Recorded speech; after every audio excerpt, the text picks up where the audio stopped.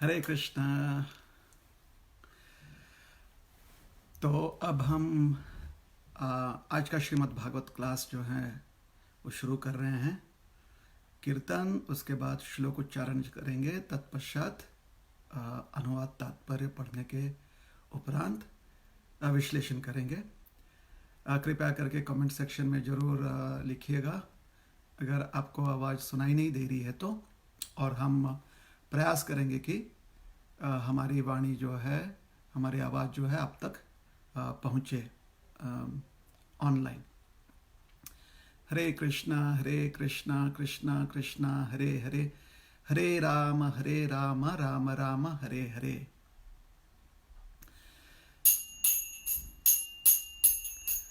जय राधा माधव कुंज बिहारी, जय राधा माधव कुंज बिहारी, गोपीजना वल्लभा गिरिवरधारी, जय गोपीजना वल्लभा गिरिवरधारी,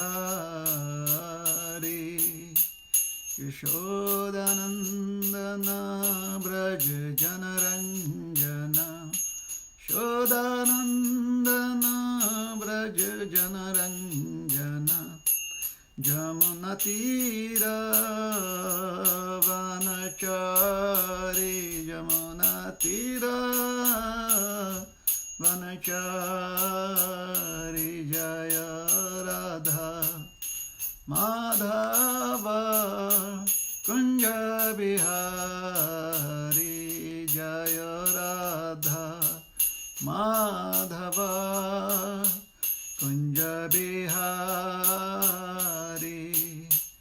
गोपीजना वल्लभा गिरिवरधारी,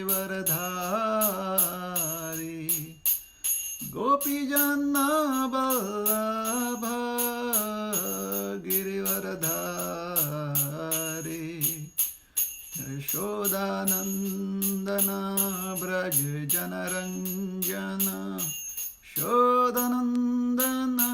ब्रज जनरंजन, जमुना तीर वनचारी, जमुना तीर वनचारी, जय राधा माधव कुंज बिहारी, जय राधा माधव कुंज बिहारी। हरे कृष्णा कृष्णा कृष्णा हरे हरे, हरे राम राम राम हरे हरे, हरे कृष्णा कृष्णा कृष्णा हरे हरे, हरे राम राम राम हरे हरे, हरे कृष्णा कृष्णा कृष्णा हरे हरे, हरे राम राम राम हरे हरे, हरे कृष्णा कृष्णा कृष्णा हरे हरे, हरे राम राम राम हरे हरे, जय जय प्रभुपाद प्रभुपाद प्रभुपाद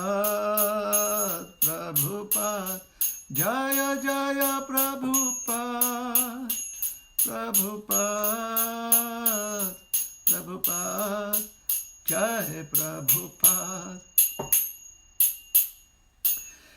जय श्री हरिनाम संकीर्तन की जय, श्रील प्रभुपाद की जय, अनंत कोटि वैष्णव भक्त वृंद की जय। जय निताई गौर प्रेमानंदे हरि हरि बोल। ग्रंथराज श्रीमद् भागवतम की जय। ओम नमो भगवते वासुदेवाय। ओम नमो भगवते वासुदेवाय।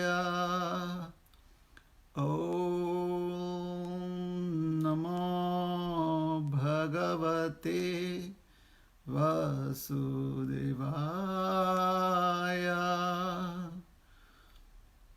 नारायणं नमस्कृत्य नरं चैव नरोत्तमं, देवीं सरस्वतीं व्यासं ततो जयमुदीरयेत्।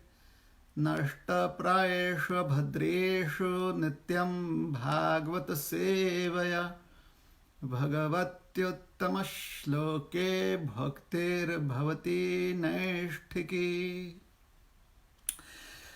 ग्रंथराज श्रीमद् भागवतम स्कंध तीसरा अध्याय पहला, शीर्षक है विदुर द्वारा पूछे गए प्रश्न, श्लोक क्रमांक 17। स निर्गतः कौरव पुण्या लब्धो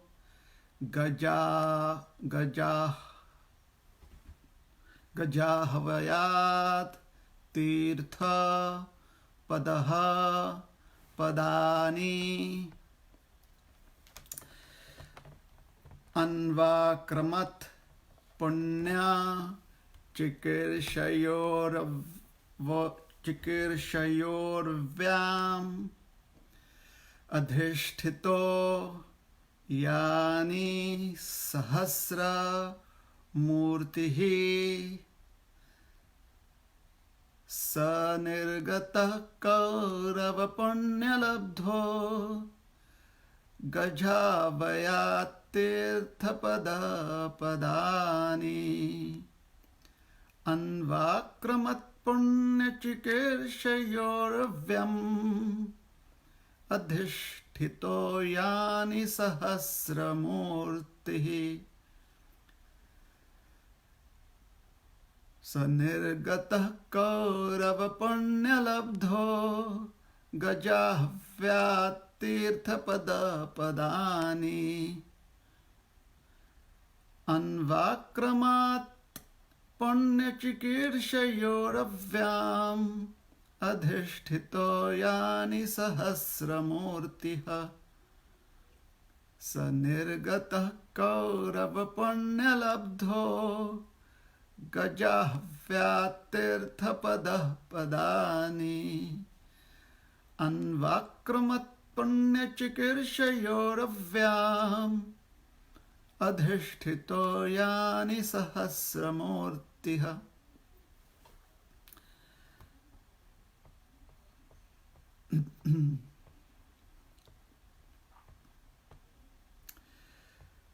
शब्दार्थ।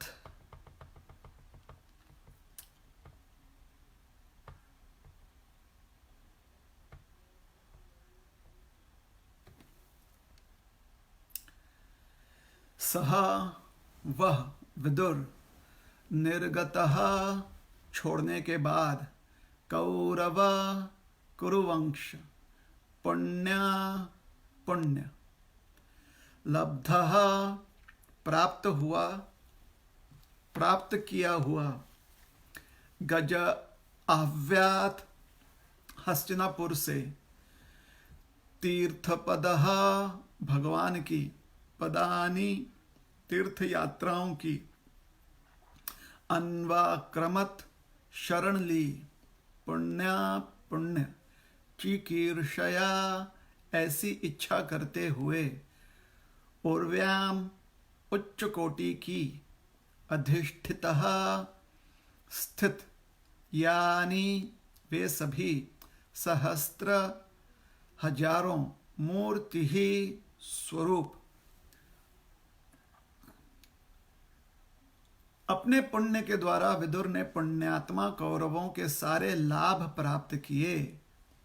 उन्होंने हस्तिनापुर छोड़ने के बाद अनेक तीर्थ स्थानों की शरण ग्रहण की जो कि भगवान के चरण कमल हैं। उच्च कोटि का पवित्र जीवन पाने की इच्छा से उन्होंने उन पवित्र स्थानों की यात्रा की जहां भगवान के हजारों दिव्य रूप स्थित हैं। तात्पर्य श्री श्रीमद् अभय चरणारविंद भक्ति वेदांत स्वामी श्रील प्रभुपाद जी द्वारा विदुर निस्संदेह अति उच्चोकिट के पुण्यात्मा थे, अन्यथा वे कौरव वंश के उत्पन्न हुए होते। पुनः पढ़ते हैं। विदुर निस्संदेह अति उच्चोकिट के पुण्यात्मा थे, अन्यथा वे कौरव वंश में उत्पन्न न हुए होते। उच्च कुल पाना, ऐश्वर्यमय होना, उच्च विद्वान होना और शरीर से अति सुंदर होना, ये सब विगत पुण्य कर्मों के फल स्वरूप मिलते हैं। किंतु भगवान की कृपा पाने तथा उनकी दिव्य प्रेमा भक्ति में लगे रहने के लिए ऐसी पवित्र वस्तुएं ही पर्याप्त नहीं हैं। विदुर अपने आप को कम पवित्र मानते थे, अतएव उन्होंने अधिक पुण्य प्राप्त करने तथा भगवान के निकट पहुंचने के लिए संसार के सभी महान तीर्थ स्थानों की यात्रा करने का निश्चय किया। उस समय यद्यपि भगवान कृष्ण सदेह इस जगत में उपस्थित थे और विदुर तत्काल सीधे उनके पास पहुंच सकते थे, किंतु उन्होंने ऐसा नहीं किया क्योंकि वे पापों से पूरी तरह मुक्त नहीं हुए थे। जब तक पाप के प्रभावों से पूरी तरह मुक्त न हो लिया जाए तब तक कोई मनुष्य भगवान के प्रति 100% अनुरक्त नहीं हो सकता। विदुर को इसका भान था कि कूटनीतिज्ञ धृतराष्ट्र तथा दुर्योधन की संगति के कारण उनका पुण्य समाप्त हो चुका है, अतएव वे तुरंत ही भगवान की संगति करने के योग्य नहीं हैं। श्रीमद् भगवद गीता 7.28 में इसकी पुष्टि निम्नलिखित श्लोक में हुई है। येषां त्वन्तगतं पापं जनानां पुण्यकर्मणां ते द्वन्द्वमोह निर्मुक्ता भजन्ते मां दृढ़व्रताः। कंस तथा जरासंध जैसे पापी असुर व्यक्ति सोच ही नहीं सकते कि कृष्ण पूर्ण पुरुषोत्तम भगवान अर्थात परम सत्य हैं।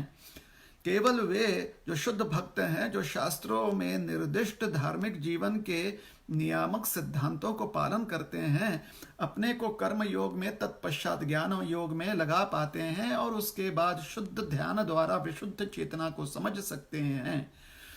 ईश चेतना अर्थात भावनामृत उत्पन्न होने पर मनुष्य शुद्ध भक्तों की संगति का लाभ उठा सकता है। स्यान महत सेवया विप्राह पुण्य तीर्थ निषेवणात्। इसी जीवन काल में भगवान की संगति की जा सकती है। तीर्थ स्थान तीर्थ यात्रियों के पापों का निवारण करने के निमित्त होते हैं और शुद्ध जीवन तथा ईश साक्षात्कार प्राप्त करने वालों की सुविधा के लिए ये तीर्थ स्थान ब्रह्मांड भर में फैले हुए हैं। किंतु मनुष्य को केवल तीर्थ स्थानों में जाने तथा अपने नियत कर्मों को करने से ही तुष्ट नहीं हो जाना चाहिए, उसे उन महात्माओं से मिलने के लिए उत्सुक रहना चाहिए जो पहले से वहां भगवान की सेवा में लगे हुए हैं। प्रत्येक तीर्थ स्थान में भगवान अपने विविध दिव्य स्वरूपों में वर्तमान रहते हैं। ये स्वरूप अर्चा मूर्ति कहलाते हैं, अर्थात भगवान के वे रूप जिन्हें सामान्य व्यक्ति आसानी से समझ सकता है। भगवान हमारी सांसारिक इंद्रियों के लिए अगम्य हैं।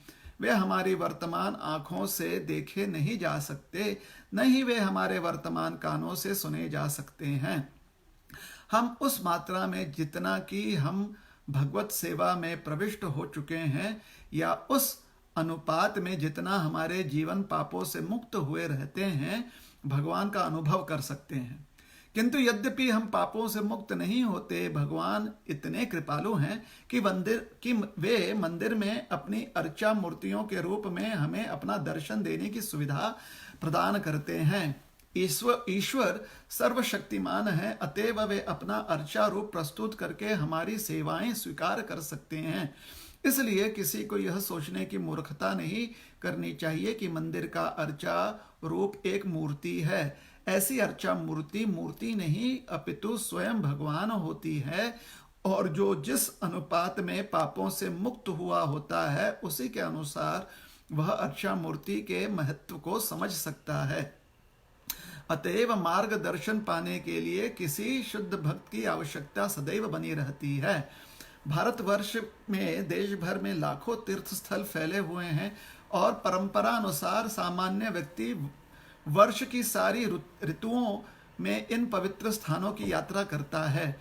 विभिन्न तीर्थ स्थानों में स्थित कतिपय अर्चा स्वरूपों का उल्लेख इस प्रकार है। वे मथुरा में कृष्ण का जो जन्म स्थान है आदि केशव रूप में, पुरी उड़ीसा में भगवान जगन्नाथ या पुरुषोत्तम भी के रूप में, इलाहाबाद प्रयाग जो अभी हाल में प्रयागराज नाम दिया गया है वहाँ पे बिंदु माधव के रूप में, मंदराचल में मधुसूदन रूप में, आनंदारण्य में वसुदेव, पद्मनाभ तथा जनार्दन रूप में, विष्णु कांची में विष्णु रूप में तथा मायापुर में हरि रूप में विराजमान हैं। ब्रह्मांड भर में भगवान की ऐसी करोड़ों अर्चा मूर्तियां हैं। इन समस्त अर्चा मूर्तियों का सारांश चैतन्य चरितामृत में इस प्रकार दिया हुआ है। सर्वत्र प्रकाशतार भक्ति सुख दीते, जगतेर धर्मनाशी धर्म स्थापिते। भगवान ने अपने को ब्रह्मांड भर में इस तरह फैला रखा है जिससे भक्तों को आनंद मिले, सामान्य जनों को अपने पापों से निवारण करने की सुविधा प्राप्त हो तथा संसार में धर्म की स्थापना की जा सके। तात्पर्य यहाँ पर समाप्त होता है।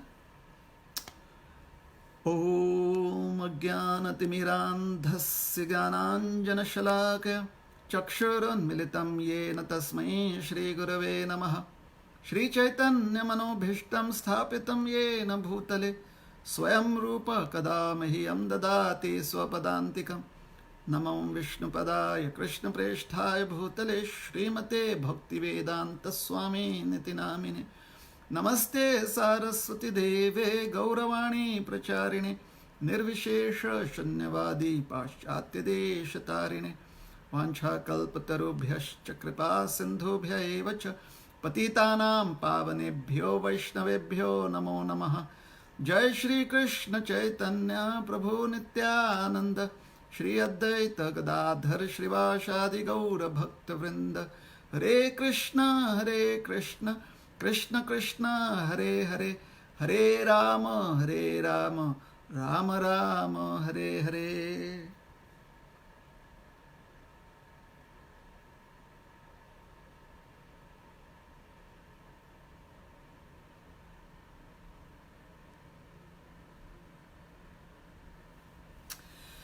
हरे कृष्णा।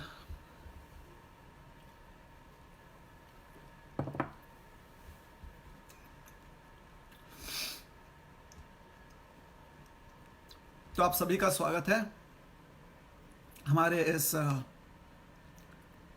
श्रीमद् भागवत कक्षा में, क्लास में। और आज हम चर्चा कर रहे हैं श्रीमद् भागवत के तीसरे स्कंध से, अध्याय पहला,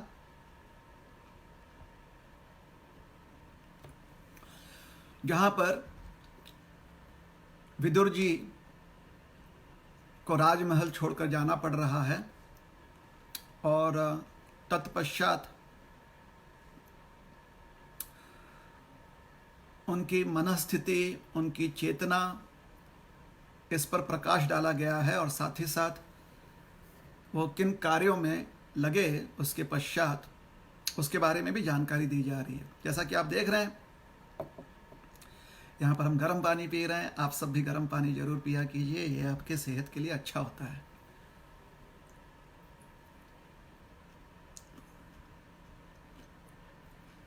और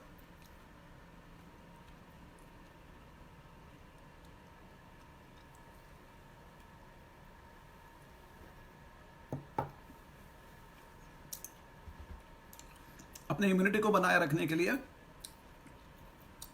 थोड़े से कुछ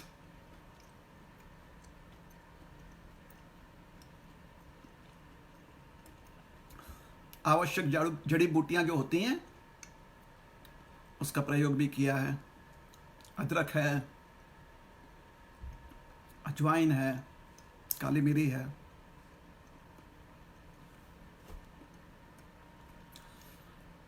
तो वो हो गया पी के, गला जो है थोड़ा बोलते बोलते सूखेगा नहीं। तब आते हैं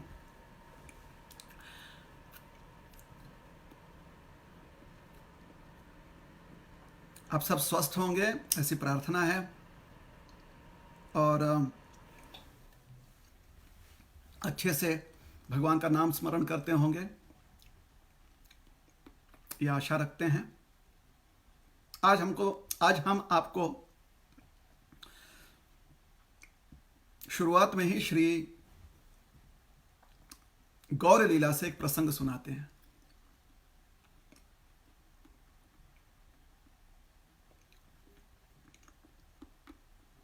आप में से जो भक्त गौरांग महाप्रभु के बारे में जानते हैं वो जानते हैं कि श्री गौरांग महाप्रभु के जो कार्य हैं चैतन्य चरितमृत के अनुसार और अन्य चैतन्य लीला से संबंधित जो ग्रंथ है उसके अनुसार उनके कार्य दिव्य हैं। श्री गौरांग महाप्रभु ये भगवान श्री कृष्ण हैं जो कलयुग में अवतरित हुए हैं, कलयुग का युग धर्म श्री हरिनाम संकीर्तन स्थापित करने के लिए। इसलिए गौर लीला का अर्थ होता है श्री गौरांग महाप्रभु के जीवनी के बारे में जो भी इतिहासकारों ने लिखित रूप में प्रस्तुत किया, संकलन किया है, वो हम तक पहुंचा है और उसी का हम वर्णन करने वाले हैं। तो गौरांग महाप्रभु की लीलाओं को चैतन्य चरितामृत जो श्रील कृष्णदास कविराज गोस्वामी महाराज द्वारा लिखित है या रचित है, श्री चैतन्य भागवत जो वृंदावन दास ठाकुर द्वारा रचित है, श्री चैतन्य चरित जो श्री मुरारी गुप्ता द्वारा रचित है, श्री चैतन्य मंगल लोचनदास ठाकुर द्वारा रचित है। ये कुछ ग्रंथ हैं जहाँ पर गौर लीला का हमें विस्तृत ज्ञान प्राप्त होता है। तो वैसे ही वहीं से उन्हीं इतिहासों में से एक प्रसंग आपके सामने हम वर्णन कर रहे हैं। चैतन्य महाप्रभु नवद्वीप मायापुर में रहते थे और लोक कल्याण हेतु और हरिनाम संकीर्तन सारे जीवों को प्राप्त हो बिना किसी भेदभाव के, इस हेतु से चैतन्य महाप्रभु ने सन्यास लेना उचित समझा और उन्होंने सन्यास आश्रम ग्रहण किया, सन्यासी बन गए। और तत्पश्चात नवद्वीप छोड़कर वह जगन्नाथपुरी की ओर प्रस्थान कर दिए और जगन्नाथपुरी में अपना सन्यास आश्रम का जो जीवन है, सन्यास जीवन जो है वो व्यतीत करना चाहते थे जगन्नाथपुरी में। जगन्नाथपुरी बहुत प्राचीन तीर्थ स्थान है, भगवान जगन्नाथ जी वहाँ पर विराजमान है। बहुत ही साधु संत महात्मा तपस्वी जो है जगन्नाथपुरी में अपना संपूर्ण जीवन वहाँ पर उसे समर्पित किया है श्री जगन्नाथपुरी धाम को और जगन्नाथ जी की सेवा में। तो चैतन्य महाप्रभु ने भी विचार किया कि वो जगन्नाथपुरी पहुंचकर वहीं पर जगन्नाथपुरी में वास ग्रहण करेंगे, वहाँ निवास करेंगे और वहाँ जगन्नाथपुरी में श्री जगन्नाथ जी की सेवा में अपना समय व्यतीत करेंगे। साथ ही साथ क्योंकि श्री जगन्नाथ भी साक्षात श्री कृष्ण हैं और भगवान श्री चैतन्य महाप्रभु का जब वो अपनी लीला यहाँ पर व्यतीत कर रहे थे तो उन्होंने अपने जीवनी द्वारा यह दर्शाया था कि एक भक्त कृष्ण के लिए कितना लालायित रहता है। तो चैतन्य महाप्रभु ने एक भक्त के जीवनी को प्रस्तुत किया है। जैसे भगवान अलग अलग स्वरूप जब अवतरित होते हैं तो अलग अलग स्वरूप और लीलाएं उन स्वरूपों में करते हैं। तो इस स्वरूप में भगवान जो हैं एक आदर्श भक्त के जीवन चरित्र को प्रस्तुत कर रहे हैं कि भक्त कितना कृष्ण के प्रति आकर्षित रहता है, कृष्ण में कितना भक्त का मन निरंतर लगा रहता है। यह उनकी जीवनी से उन्होंने स्थापित किया है। इसे परम उदाहरण है, परम उदाहरण है कि कैसे भक्त नाम स्मरण द्वारा श्री कृष्ण के प्रति अपनी सेवा समर्पित कर सकता है। तो गौरांग महाप्रभु, चैतन्य महाप्रभु को गौरांग महाप्रभु, गौरांग, गौर इन नामों से संबोधित किया जाता है। सच्चिनंदन, सच्चिपुत्र इत्यादि नामों से भी संबोधित किया जाता है। तो श्री गौरांग महाप्रभु जब नवद्वीप से निकले तो गंगा जी का तट पकड़कर उस स्थान तक पहुंचे जहां पर गंगा जी को पार करके उड़ीसा में उत्कल धाम में प्रविष्ट हुआ जा सके। तो बंगाल से वो उत्कल की ओर प्रवास कर रहे थे। तो गंगा जी का तट पकड़ते हुए अतिसार नामक गांव में आकर वहां पर उन्होंने, चैतन्य महाप्रभु ने कुछ भक्तों के साथ विचार विमर्श किया, नाम संकीर्तन किया, भागवत पठन में भाग लिया और फिर वहां से छत्रभोग नामक एक गांव में पहुंचे। छत्रभोग यह प्राचीन एक गांव है या प्राचीन एक कस्बा है जहां पर भगवान कृष्ण का एक सुंदर विग्रह है और साथ ही साथ महादेव जी का भी एक प्राचीन लिंग है। तो छत्रभोग में पहुंचकर गंगा जी का दर्शन करते हुए, स्नान करते हुए चैतन्य महाप्रभु ने संकीर्तन शुरू किया। उनके साथ मुकुंद थे। मुकुंद जो है कीर्तन करने लगे, गाने लगे। हरे कृष्ण महामंत्र की एक सुंदर ध्वनि जो है उसका वो गीत रूप में वो गाने लगे और चैतन्य महाप्रभु नृत्य करने लगे। तो यह दृश्य जो है इतना अद्भुत था कि छत्रभोग गांव के बहुत सारे निवासी सब कुछ छोड़ छाड़ कर चैतन्य महाप्रभु को घेर कर खड़े हो गए और अपना पूरा ध्यान जो है उन पर केंद्रित किया। अपने नेत्रों से एक टक, मतलब बिना कहीं और देखे हुए एकाग्र होकर वो उनके कीर्तन पर पूरा ध्यान रखे हुए थे, उसका आनंद ले रहे थे। कभी ऐसा दृश्य उन्होंने देखा नहीं था। ऐसा लग रहा था कि मानो कि जो कोई एक सुनहरा मूर्ति जो है, जो बड़ा ही आकर्षणीय है, वो नृत्य के माध्यम से बड़े ही अद्भुत भावनाओं को व्यक्त कर रहा है। बहुत सुंदर दृश्य था। चैतन्य महाप्रभु अपने दोनों भुजाएं जो बहुत ही सुंदर थे उसको आकाश में उठाकर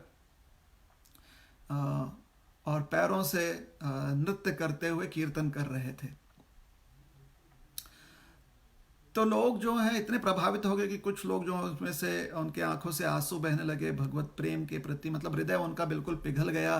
कुछ लोग जो हैं अपने आप को कोसने लगे कि हाय, आज तक हमने इतना सुंदर कीर्तन और नृत्य क्यों नहीं देखा है।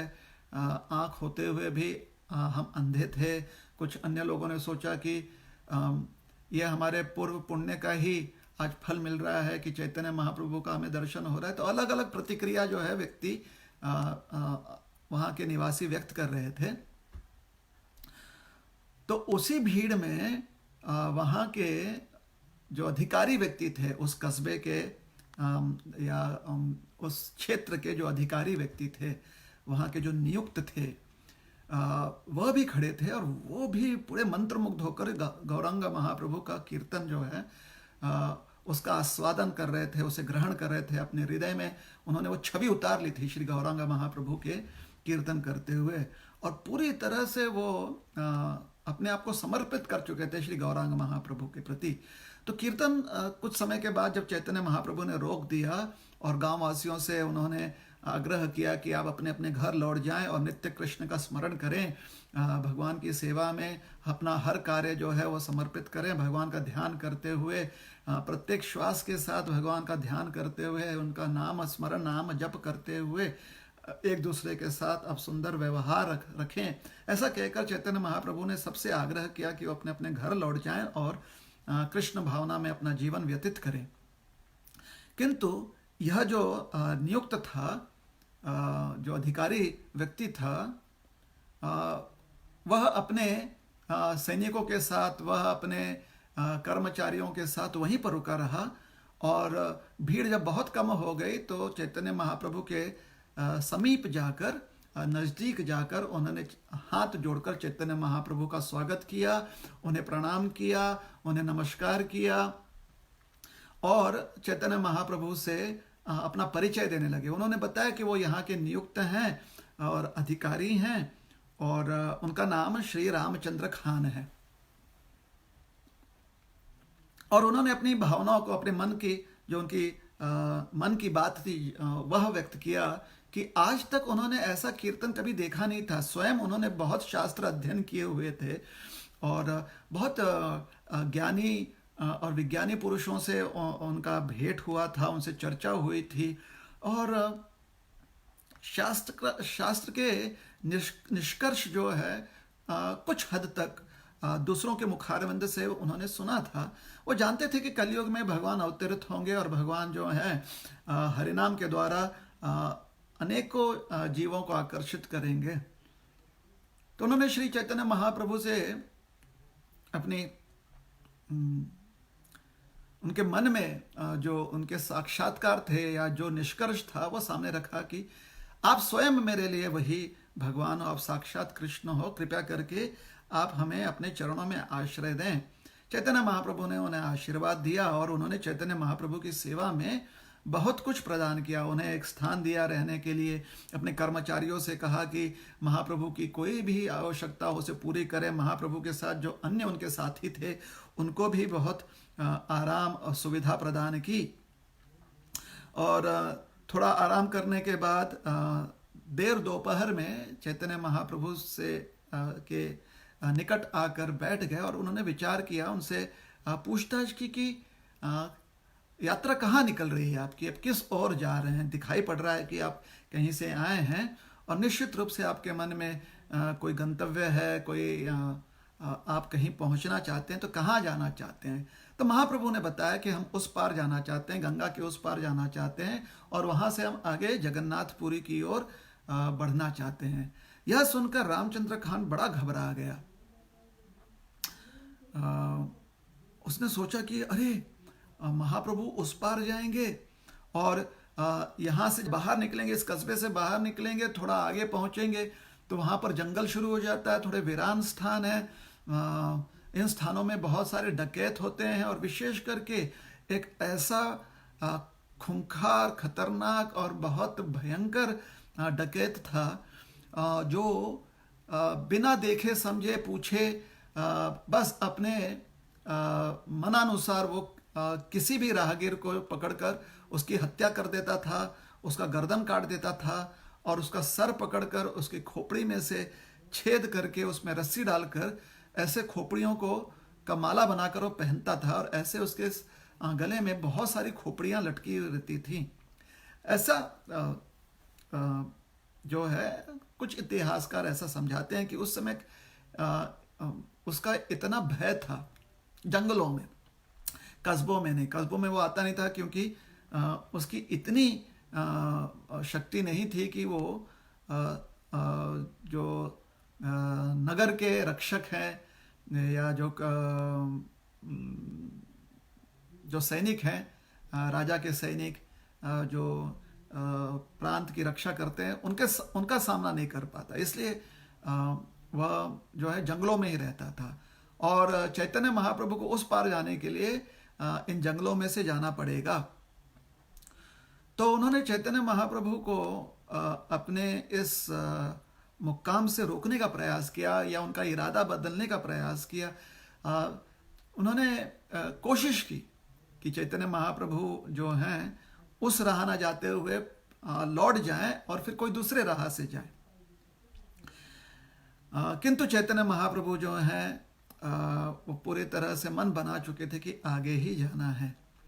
तो उन्होंने आग्रह किया कि देखिए ठीक है, अगर आपको आगे ही निकलना है तो थोड़ी सी रात बीत जाए और जब आखिरी प्रहर हो रात का उस समय आप जंगल के मार्ग से निकलिए, क्योंकि उस समय तक सारे जीव जो हैं वो सो जाते हैं।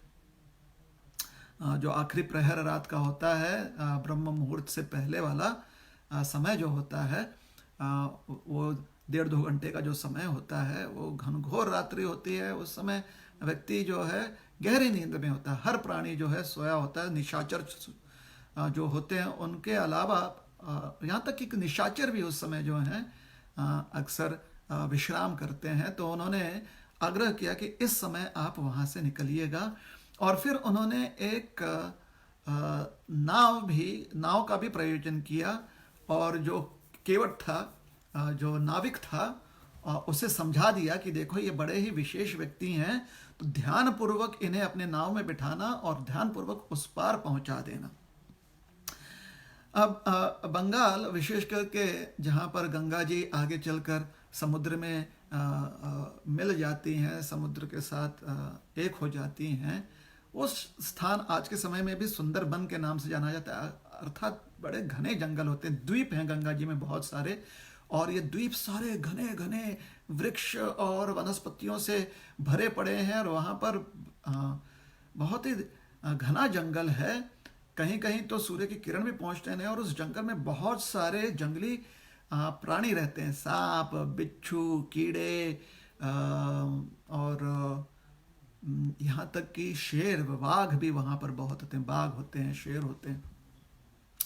तो इसकी भी चिंता थी रामचंद्र खान को, इसलिए उन्होंने चैतन्य महाप्रभु के जो सहयोगी थे, उनके साथ जो सहयात्री थे, मुकुंद थे, नित्यानंद प्रभु थे, जगदानंद थे, इनसे कहा कि आप लोग थोड़ा ध्यान रखिएगा और रात का समय, इस समय में अगर निकलेंगे तो जो जंगली प्राणी होते हैं वो भी जो हैं थोड़े से शांत होते हैं। यह समय ही होता है जो रात्रि का आखिरी प्रहर होता है, उस समय ही होता है कि अधिकांश जीव जंतु जो हैं उस समय विश्राम करते रहते हैं।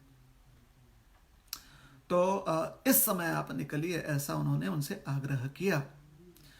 तो चैतन्य महाप्रभु को उनके सहयात्री जो थे, उनके जो अनुयायी थे, उनके साथ जो जगन्नाथपुरी जा रहे थे, उन्होंने ऐसा ही प्रयोजन किया कि चैतन्य महाप्रभु को रात्रि के जो आखिरी प्रहर है उसमें उठाया उन्हें, और तुरंत स्नान करके सारे यात्री जो हैं अपना सामान उठाकर, सामान मतलब जपमाला, एक कपड़ों का जोड़ा, ये उठाकर आगे बढ़ने लगे शांति से।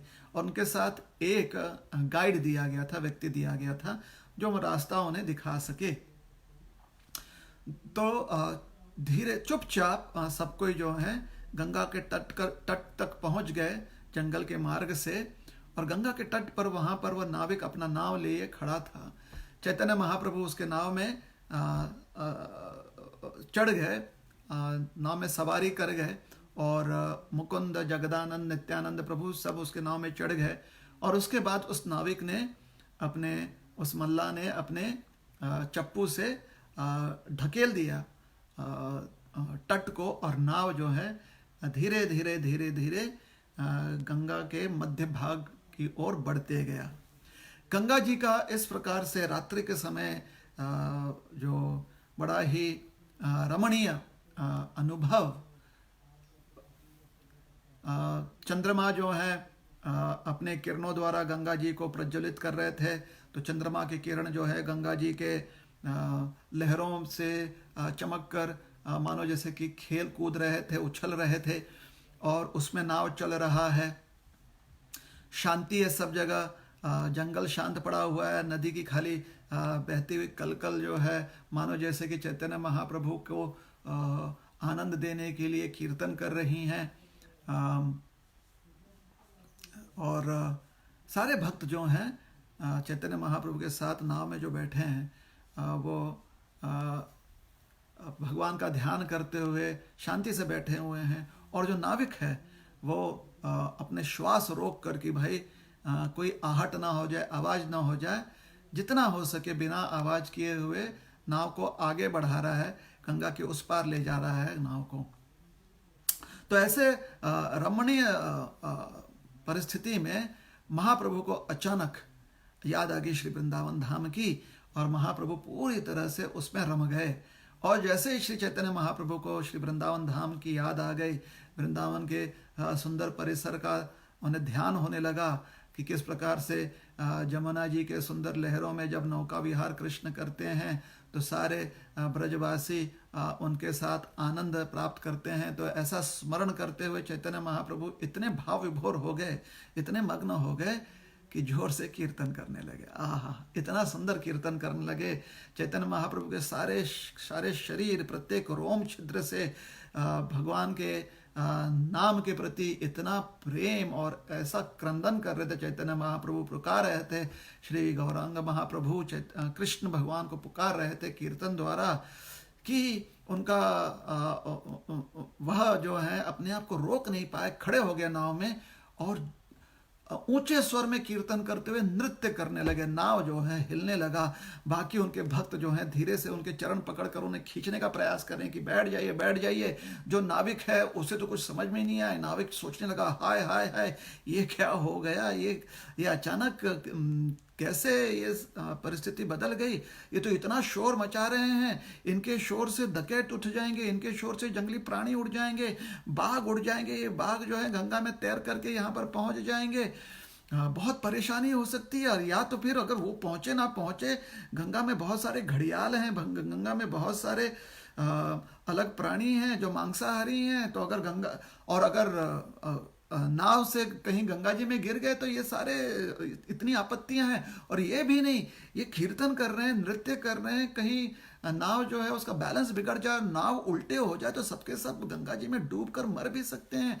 ये सारे मतलब ऐसे विचार जो है नाविक के मन में आने लगा। नाविक बेचारा घबरा कर बोलने लगा, अरे महाराज जी, बाबा जी नीचे बैठ जाओ। बाकी बाबा जी जो थे उनके साथ, बाकी जो उनके सहयोगी थे, उनसे प्रार्थना लगा, देखिए देखिए देखिए मैं कहाँ से यहाँ पर फंस गया, कहाँ आप लोग को रात में यहाँ पर लेकर जा रहा हूँ। अरे थोड़ा सा ज़्यादा पैसा प्राप्त करने के लिए, और रामचंद्र खान ने मुझसे कहा कि रात में जाओगे तो डबल पैसा दूंगा।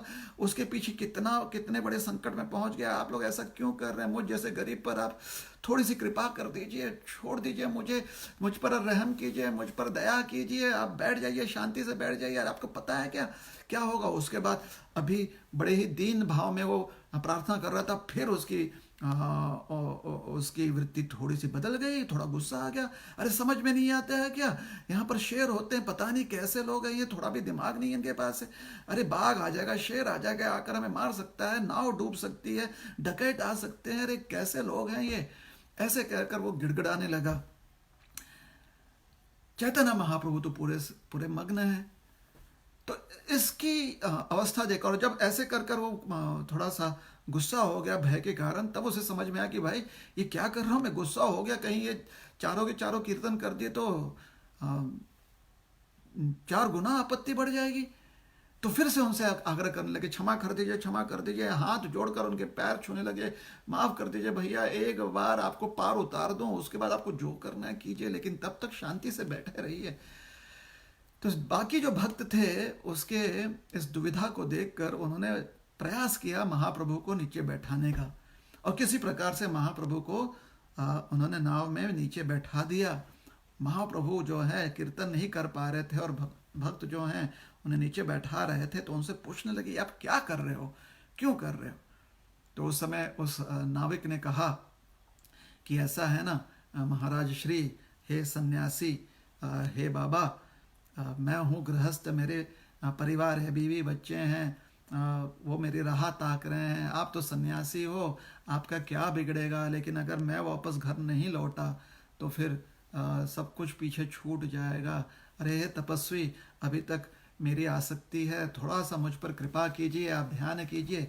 चैतन्य महाप्रभु ने पूछा, क्या समस्या है? उन्होंने कहा कि आप जोर से कीर्तन कर रहे हैं, आपके कीर्तन से समस्या हो जाएगी, आपके कीर्तन से, आपके जोर से ऐसे कीर्तन करने से हमें परेशानी, हम पर परेशानी आ जाएगी।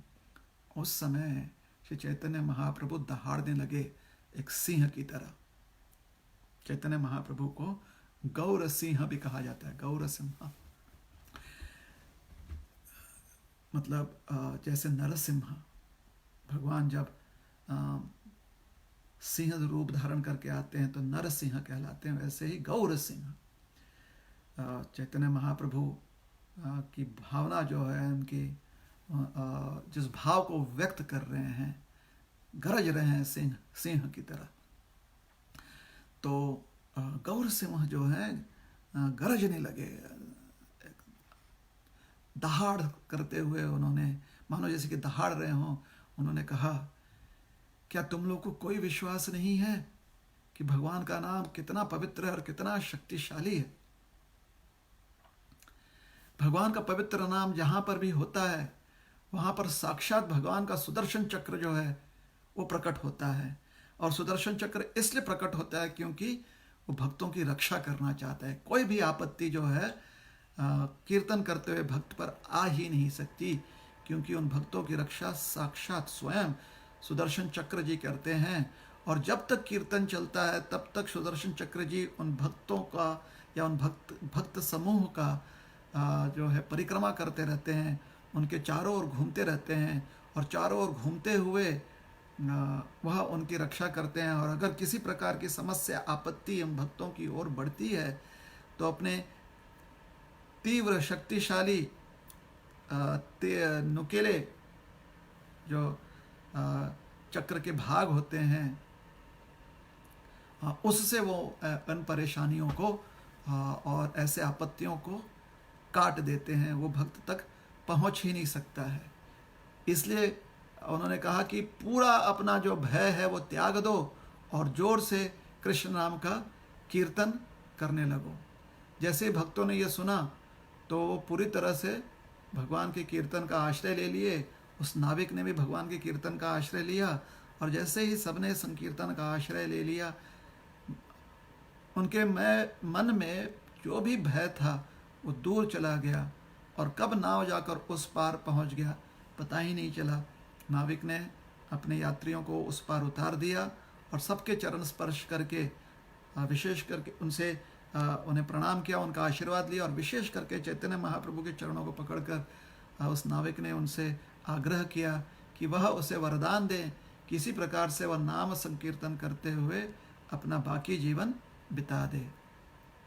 तो चैतन्य महाप्रभु ने बहुत सुंदर बात कही है इस चैतन्य लीला में कि भगवान अपने भक्तों की, विशेष करके जो नाम संकीर्तन करते हैं, कलयुग का जो युग धर्म है, उनकी रक्षा कैसे करते हैं।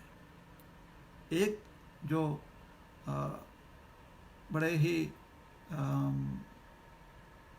आत्मविश्वास जिससे बढ़ सकता है, या भगवान के प्रति जो श्रद्धा है वो पूरी तरह से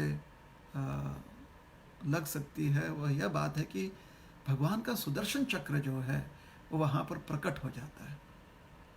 तो भगवान के सुदर्शन चक्र जो हैं वो भगवान के जो करुणामय दृष्टि होती है उससे परिपूर्ण है। सुदर्शन का अर्थ होता है करुणामय दृष्टि, और चक्र का अर्थ होता है जो काट दे। तो भगवान की करुणामय दृष्टि किसी पर पड़ जाती है तो उसके सारे विपत्तियाँ, उसके सारे विपदाएं, उसके सारे समस्याएं, चिंता जो है सब कट जाती हैं और नष्ट हो जाती हैं। तो सुदर्शन चक्र जी की स्तुति बहुत तरह से की गई है।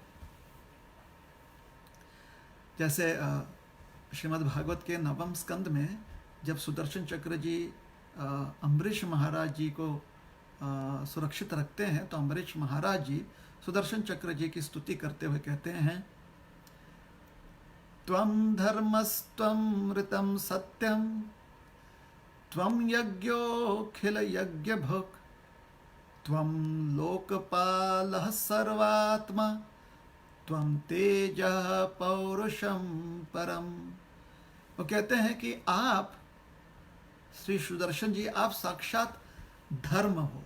मतलब जहां पर आप हो वहीं से धर्म की शुरुआत होती है, वही धर्म का मध्य है, वही धर्म का अंत है। आप साक्षात धर्म स्वरूप हो। त्वम धर्मस्त्वमृतम सत्यम, आप सत्य हो। अर्थात जो भी अ, सत्य इस संसार में लोगों के जीवन को प्रकाश प्रज्वलित कर देता है, जो लोगों को सही मार्ग पर अग्रसर करता है, सही मार्ग की दिशा में बढ़ने देता है, आप साक्षात वो सत्य हो। और वह सत्य क्या है? वो सत्य साक्षात भगवान है। सही दिशा में बढ़ने के लिए जो शक्ति होती है वो भगवत शक्ति होती है। तो सुदर्शन जी ये साक्षात प्रभु हैं, भगवान के विस्तारित रूप हैं सुदर्शन जी। तो त्वमृतम सत्यम तम यज्ञो अखिल यज्ञ भुक, आप साक्षात यज्ञ भी हो और यज्ञ भुक भी हो, मतलब यज्ञ पुरुष भी हो। यज्ञ ही आप हो, यज्ञ की सारी सामग्री। आप साक्षात अग्निदेव भी हो, आप आहुति भी हो, आप पूर्ण ब्रह्म हो। तो ये सुदर्शन जी की स्तुति कर रहे हैं।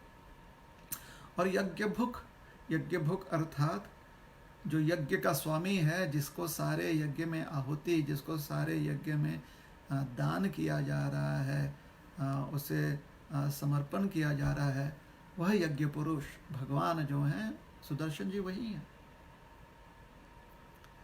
तुम लोकपाल सर्वात्मा, आप लोकपाल हो, आप प्रत्येक जीव के हृदय के परमात्मा हो। सर्वात्मा तम तेज पौरुषम परम, आप परम पुरुष हो। तो ऐसे जो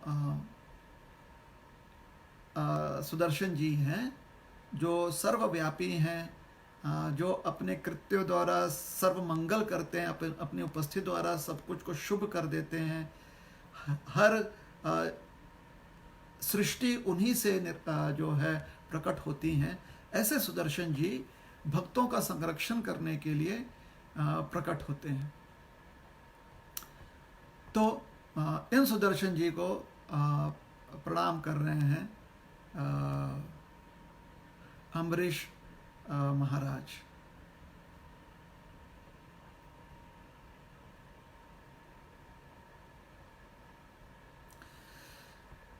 तो भक्तों को हमेशा यह विश्वास रखना चाहिए कि भगवान उनकी रक्षा करते हैं, जैसे अम्बरीश महाराज की रक्षा सुदर्शन जी ने किया।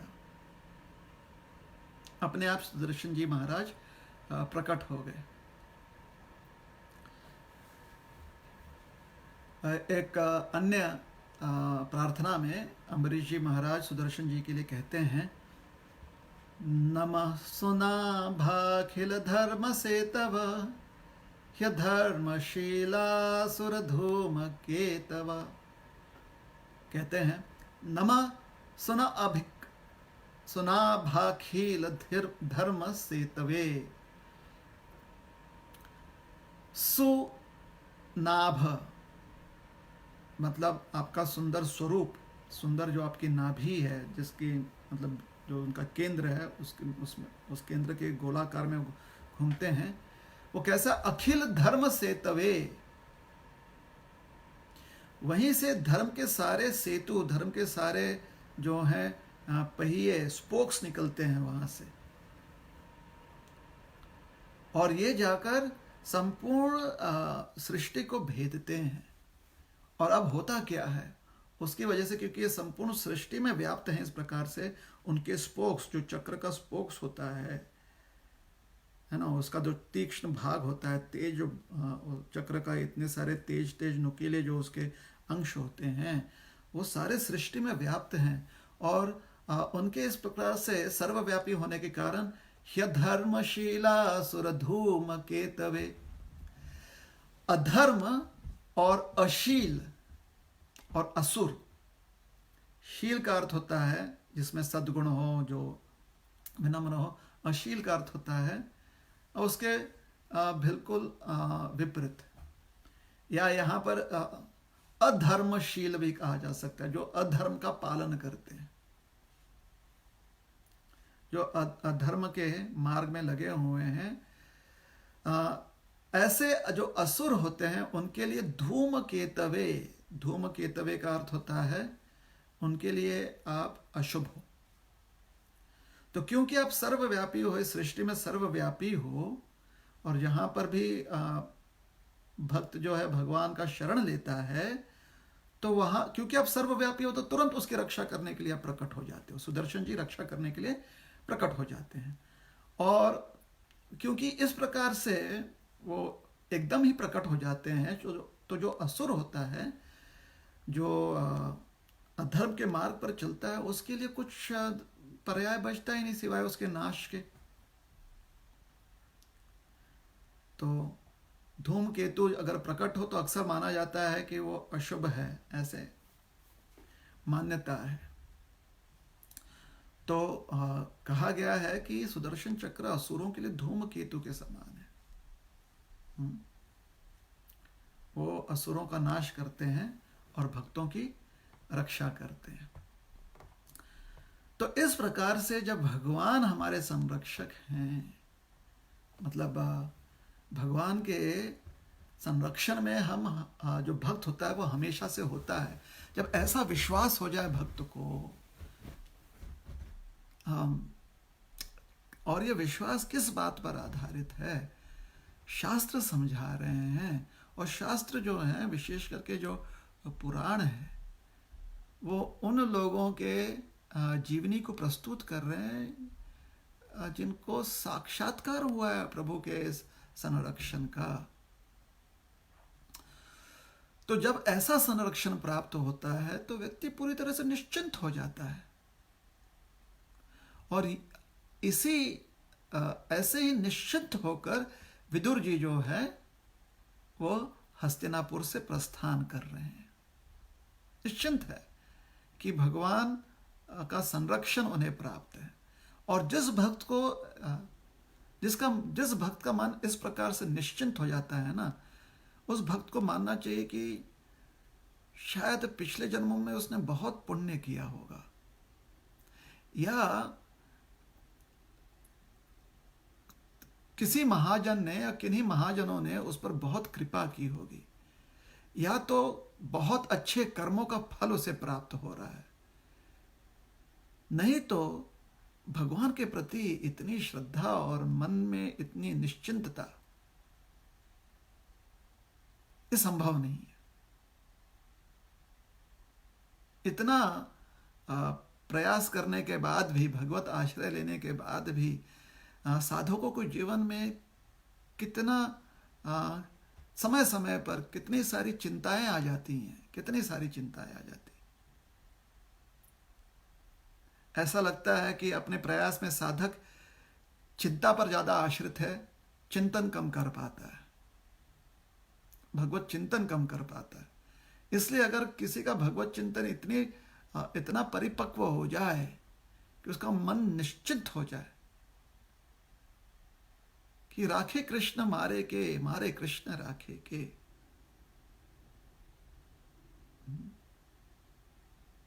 कि कृष्ण अगर हैं तो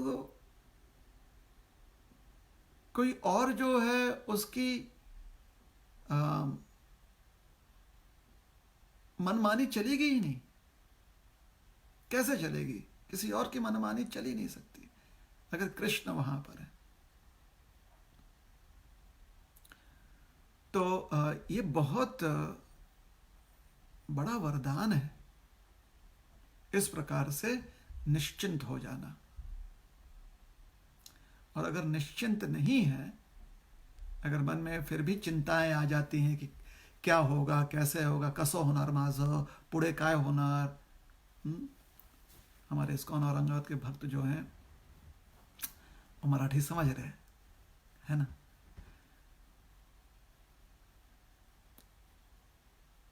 म्हणजे कसं भगवंत आपल्याला सगळं काही देतात, हे कसं समझू शकतो आपण। ये सारी जो बातें हैं ना कि हमको समझना चाहिए कैसे हमारी समझ में आ जाए भगवान जो है वास्तव में हमें सब कुछ प्रदान कर रहे हैं। अरे हमारे जीवन में हम आज तक हम जिन जिन लोगों के साथ रहते हैं हमें पता नहीं चलता है कि उनके मन में क्या चल रहा है। इतने तो कमज़ोर हैं हम अपने विवेक बुद्धि से कि भाई माता पिता भाई बहन अपने ही पुत्र संतान मित्र कर्मचारी जिनके साथ कितना समय बिताते हैं, कितना समय हो जाता है, और फिर भी पूरी तरह से ये ज्ञात नहीं कर पाते कि उनके मन में क्या चल रहा है। ऐसे तैयारी के साथ हम जानना चाहते, समझना चाहते कि भगवान कैसे काम कर रहे हैं। अरे वाह, मतलब कौन से पानी से मुंह धोकर हम उठाकर पूछ रहे हैं बातें कि कैसे करते हैं भगवान। थोड़ा समझ में आ जाए ये बात। अभी भी अपने ही काल्पनिक जगत में, अपने ही महत्वाकांक्षा के काल्पनिक जगत में इतने जूझे रहते हैं हम कि हमारे साथ रहने वाले व्यक्तियों के मन को पूरी तरह से समझ नहीं पाता व्यक्ति। उस संदर्भ में भी हम पूछ लेते हैं ऐसा क्यों किया, अरे मेरे ही बेटे ने ऐसा क्यों किया, मेरी ही बेटी ने ऐसा क्यों किया, मेरे ही पिता ने ऐसा क्यों किया, मेरी माँ ने ऐसा क्यों किया, मेरे भाई ने ऐसा क्यों किया, मेरी बहन ने ऐसा क्यों किया। मुझे कभी नहीं लगा था कि वो लोग ऐसा करेंगे। तो इतने साल से आप कर क्या रहे थे जब आपको पता नहीं चला कि वो ऐसा कैसे करते नहीं करते। अपनी दुनिया में लगे हुए थे ना आप कि मुझे मेरे बहन से क्या मिलेगा, अगर मैं उसे कुछ दूंगा तो उससे मेरी जो ख्याति है या मेरा जो अस्तित्व है उस पर क्या परिणाम होगा। तो अपने ही काल्पनिक जगत से अपने बहन भाई माता पिता दोस्त मित्र सगा संबंधी पति पत्नी ये सब जो रिश्तेदारियां हम निभा रहे हैं उसमें अधिकतर समय तो हम इसी चिंतन में लगे रहते हैं कि हमारा कैसे होगा, और कोई मेरी बात क्यों नहीं समझ रहा है, कोई मेरी परिस्थिति क्यों नहीं समझ रहा है। इतना तो मैंने, हर व्यक्ति को ये लगता है कि मैंने दूसरों के लिए इतना किया, फिर भी मुझे ये बात समझ में नहीं आ रही है कि मेरे साथ ऐसा क्यों हो रहा है। तो सोचिए हमारी बुद्धि अगर इतनी कमज़ोर है कि जिन लोगों के साथ हम इतना समय बिताते हैं, 24 घंटे में से अधिकांश समय तो उनके साथ ही बिताते हैं, इन लोगों के साथ बिताते हैं, हम अपने बुद्धि से ये नहीं समझ पा रहे हैं कि उनके व्यवहार का तात्पर्य क्या है, उनके व्यवहार से क्या सिद्ध हो रहा है। तो जो थोड़ा बहुत समझ हमें आ गई है, थोड़ा बहुत समय जो भगवत चिंतन में लगाते हैं, उससे परम परमेश्वर भगवान के मन को हम समझ पाएंगे। ये बात मतलब थोड़ा विचार कीजिए कि क्या पूछ रहे हैं हम, मतलब किस मुंह से हम ये पूछ रहे हैं, किस अधिकार से पूछ रहे हैं। अभी भी तो मन में इतनी शंकाएं हैं कि मेरे साथ ऐसा क्यों हो रहा है।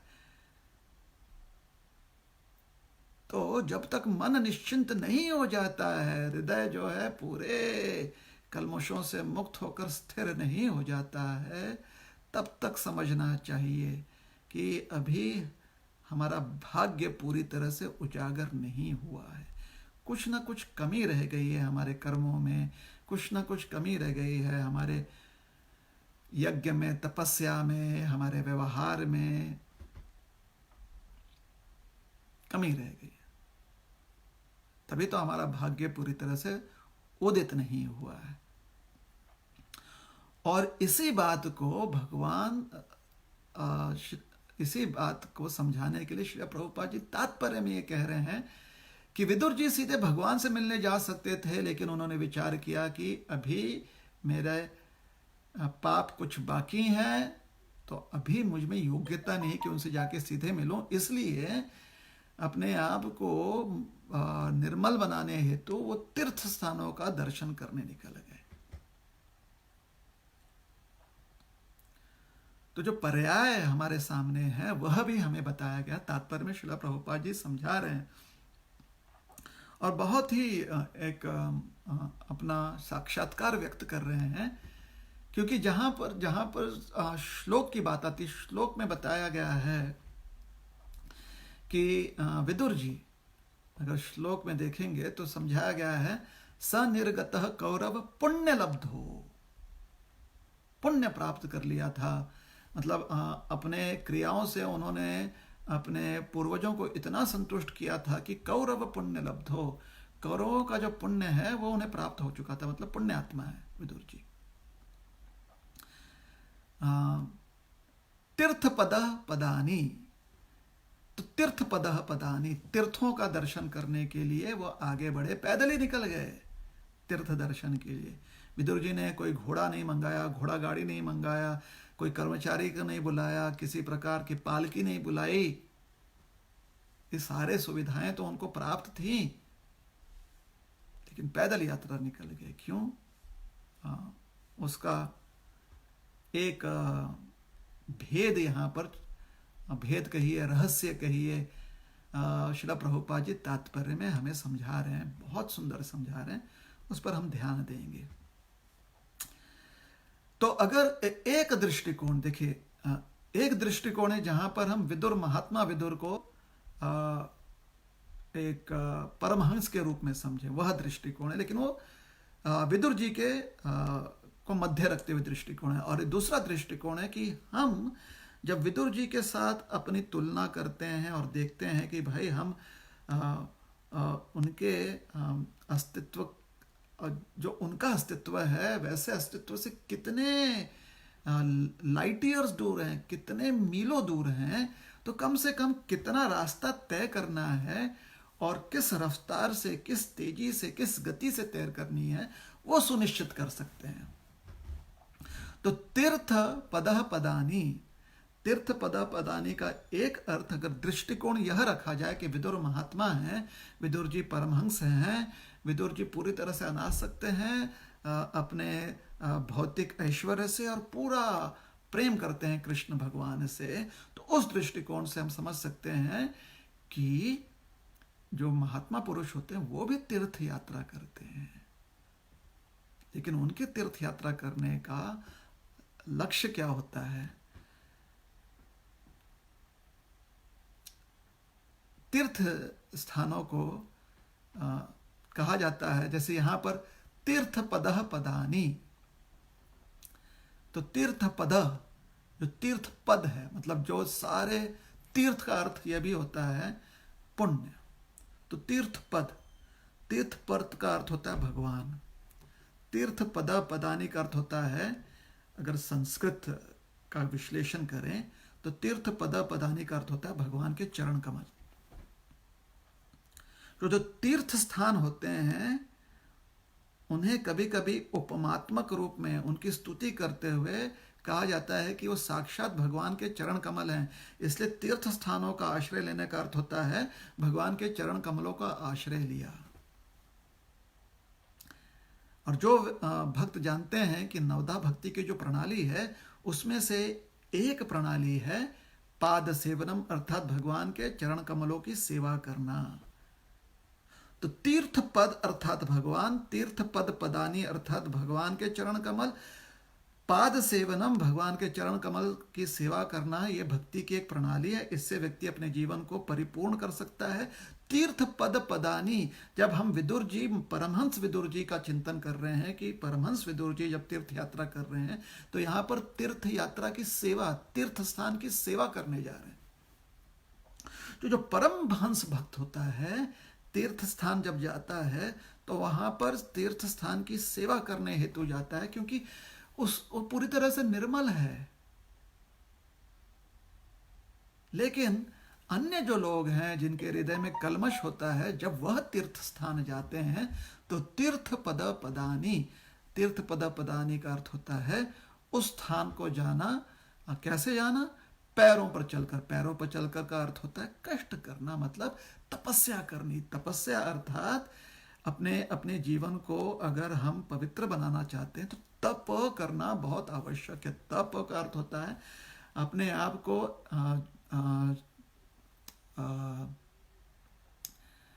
त्याग की अग्नि में जलाकर जितने भी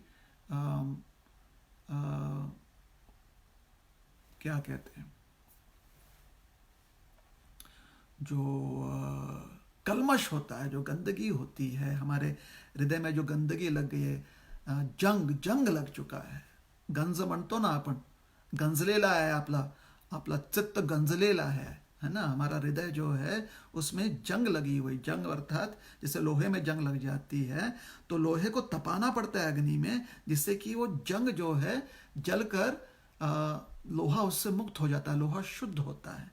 उसी प्रकार से तीर्थ पद, पदानी का अर्थ होता है तीर्थ पद, मतलब तीर्थों की तरफ, तीर्थों का दर्शन करना. पदानी मतलब कष्ट करना. तो तीर्थ स्थान में जाकर कष्ट करना, तपस्या करना, साधना की अग्नि में अपने आप को जलाना, साधना के अग्नि में या तपो अग्नि में अपने आप को शुद्ध करना. तो अन्य जो लोग जाते हैं तीर्थ स्थान में इसलिए जाते हैं ताकि वो अपने आप को शुद्ध कर सकें, तीर्थ स्थान में जाकर पूरी तरह से भगवत स्मरण कर सकें, जिससे कि भौतिक जो उनके कलमश हैं वो खत्म हो जाए, वो नष्ट हो जाए तीर्थ स्थान के प्रभाव से. और तीर्थ स्थान क्यों इतना प्रभाव रखते हैं? क्योंकि तीर्थ पद साक्षात भगवान है, भगवान से अभिन्न है. यहाँ पर भगवान लीला किए हुए हैं, तो उनके चरण रज जो है वो तीर्थ स्थान को अलंकृत किए हुए हैं. प्रत्येक कण जो तीर्थ का है वो भगवान का स्पर्श किया हुआ है. इसलिए भगवान की शक्ति है कण कण में, तीर्थ स्थान में. तो शुद्धिकरण के लिए अन्य भक्त जाते हैं, और शुद्धिकरण जो है वो भी, उसका भी स्वरूप सेवा हो सकता है. तो तीर्थ स्थान में जाकर शुद्धिकरण हेतु अन्य लोग सेवा करते हैं, और जो परमहंस महात्मा होते हैं वो तीर्थ स्थान में जाकर प्रेमवश सेवा करते हैं, क्योंकि भगवान के प्रति प्रेम होता है ना. तो प्रेम में व्यक्ति क्या करता है? जिसके प्रति प्रेम है उसकी सेवा करता है. तो प्रेमवश हो जाकर सेवा करते हैं. तो जब यही उदाहरण जो है ना, जो आज के प्रसंग में, आज के श्लोक में समझाया गया है, उसको हम दो दृष्टिकोण से देख सकते हैं. एक है दृष्टिकोण जहां पर हम महात्मा विदुर को परमहंस के रूप में देखते हुए समझते हैं कि महात्मा विदुर क्यों तीर्थ स्थान जा रहे हैं. और दूसरा दृष्टिकोण है कि हम जो हैं, क्योंकि हमारी स्थिति तो नहीं है ना महात्मा विदुर की तरह कि हम परमहंस हैं, तो हमारे लिए भी तीर्थ स्थान जाना महत्वपूर्ण है. विदुर जी वहाँ पर जाते हैं ताकि प्रेमवश सेवा कर सकें, और हम जाते हैं ताकि सेवा करते हुए, साधना के तपोग्नि में रहते हुए हम अपना शुद्धिकरण कर सकें. तो आगे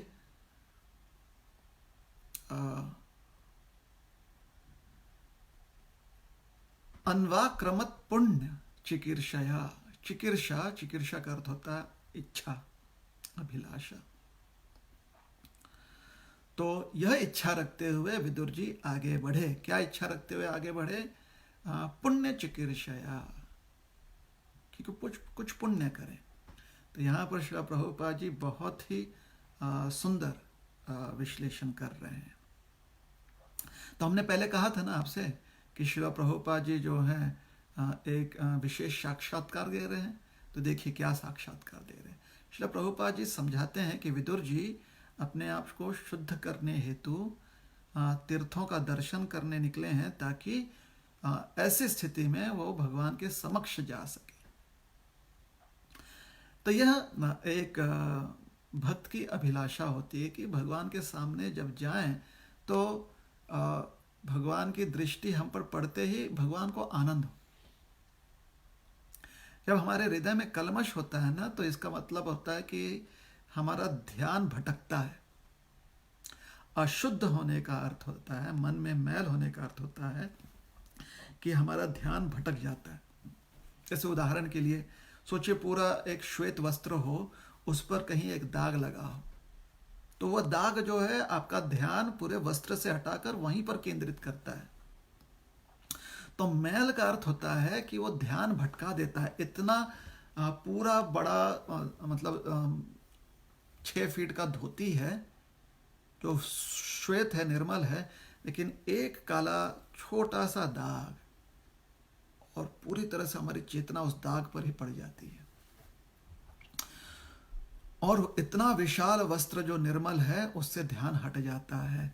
तो यह उदाहरण इसलिए हम समझा रहे हैं ताकि हम समझें कि भगवान, अगर हम मानते हैं कि ऐसे सुंदर निर्मल वस्त्र के समान है, मतलब इतना निर्मल व्यक्तित्व चरित्र है उनका, और माया एक छोटा सा कहीं पर जो है एक भगवान श्वेत हैं तो माया काले रंग की है। तो होता क्या है, यह माया जो है भटका देती है व्यक्ति के मन को। इतनी छोटी सी भगवान के सामने, वो भगवान की सेविका है, परिचारिका है माया देवी, तो छोटी सी, किंतु ध्यान भटका देती है। किसका? उसका जिसका ध्यान भगवान में नहीं लगा हुआ है। अब देखिए, कुछ संत महात्मा होते हैं, जब वस्त्र धारण करते हैं उनके वस्त्र पे कहाँ कहाँ क्या क्या धब्बे होते हैं, उन पर कोई ज़्यादा अंतर नहीं पड़ता। वो खाली वस्त्र इसलिए धारण किए हुए क्योंकि उससे शरीर ढकता है। तो ध्यान कहाँ पर है? भगवान में पूरी तरह से। तो जब पूर्ण पुरुषोत्तम भगवान पर ध्यान होता है तो माया से व्यक्ति कभी भी विमोहित नहीं होता। और जब पूरी तरह से ध्यान भगवान पर नहीं होती तो छोटा सा एक अलग माया का स्वरूप जो है वो भी व्यक्ति को इतने विशाल निर्मल भगवान के स्वरूप से भटका देता है। तो भगवान इसलिए गीता में माया के इस शक्ति को कहते हैं ये दुरत्यया शक्ति है। इतना आसान नहीं है। जब तक कि पूरी तरह से हमारी चेतना भगवान में मग्न ना हो जाए, 1% भी कमी रह गई ना, भगवान में 99% हम मग्न हैं और 1% जो है अभी बाकी है, तो वह 1% भी हमारे मन को भटका सकता है। भागवत में उदाहरण आता है भरत महाराज का। भरत महाराज जो है उन्हें 3 जीवन और 2 जीवन लेने पड़े, एक हिरण का, फिर उसके बाद जड़ भरत का, तब जाकर पूरी तरह से भगवान में मग्न हो गए। वो भटक गया मन, छोटी सी बात से भटक गया मन। तो यही अनुरोध है, आग्रह है सारे हमारे श्रोतागणों से कि हमेशा जीवन में जो योग्य प्रश्न है, योग्य विषय, उस पर ध्यान रखिए, अयोग्य विषयों पर ध्यान मत रखिए। अगर आपको लगता है कि आप इतना प्रयास कर रहे हैं और थोड़ा सा एक जो है मन कहीं चला गया तो उसकी वजह से मन इतना भटक जाता है, प्रश्न उचित नहीं है। क्यों? प्रश्न यह होना चाहिए कि भगवान इतने सुंदर हैं, इतना विशाल स्वरूप है उनका, तो वहां से मन इस छोटे से चीज पर कैसे अटक गया, यह प्रश्न होना चाहिए। हम उल्टा प्रश्न पूछ रहे हैं। हम प्रश्न क्या करके हमने इतना कुछ किया, इस छोटी सी बात से कैसे हम भटक गए? ना ना ना ना ना ना, हम जो हैं छोटे हैं, अंश हैं, भगवान विभू हैं। हम निम्न हैं, भगवान विशाल है। तो हमें कभी भी नहीं समझना चाहिए, निम्न होते हुए, छोटा होते हुए हमें नहीं समझना चाहिए कि हमने इतना कुछ कर दिया, है ना। एक पानी का बूंद, नदी का एक बूंद उठाकर अगर उससे पूछा जाए तो कहेगा अपने आप में परिपूर्ण हूं। अरे पूरी तरह से नदी में जो भी गुण है वो मुझ में है, लेकिन क्या वह बूंद हमारी प्यास को मिटा सकता? नहीं। ऐसे बहुत सारे बूंदों से प्यास बुझेगी, और ऐसे प्यास बुझाने के लिए कितना भी जल हम नदी से ले लें, नदी का जल कभी कम नहीं होता। नदी भगवान ये नदी के समान विशाल है, बूंद उनका अंश है। वो अंश कितना भी सोचे कि मैंने इतना कुछ किया, इतने दिन तक किया, इतने समय तक किया, और 1 मिनट के लिए थोड़ा सा भटक गया, तो ये एक बूंद क्या, उसमें इतनी क्षमता नहीं है किसी की प्यास बुझा सके। उसे समझना चाहिए कि वो निम्न है, वो गौण है। अपने आप को ज़रूरत से ज़्यादा महत्व देने का प्रयास नहीं करना चाहिए। हमारा महत्व उतना ही है जितना तक कि हम भगवान से जुड़े हुए हैं।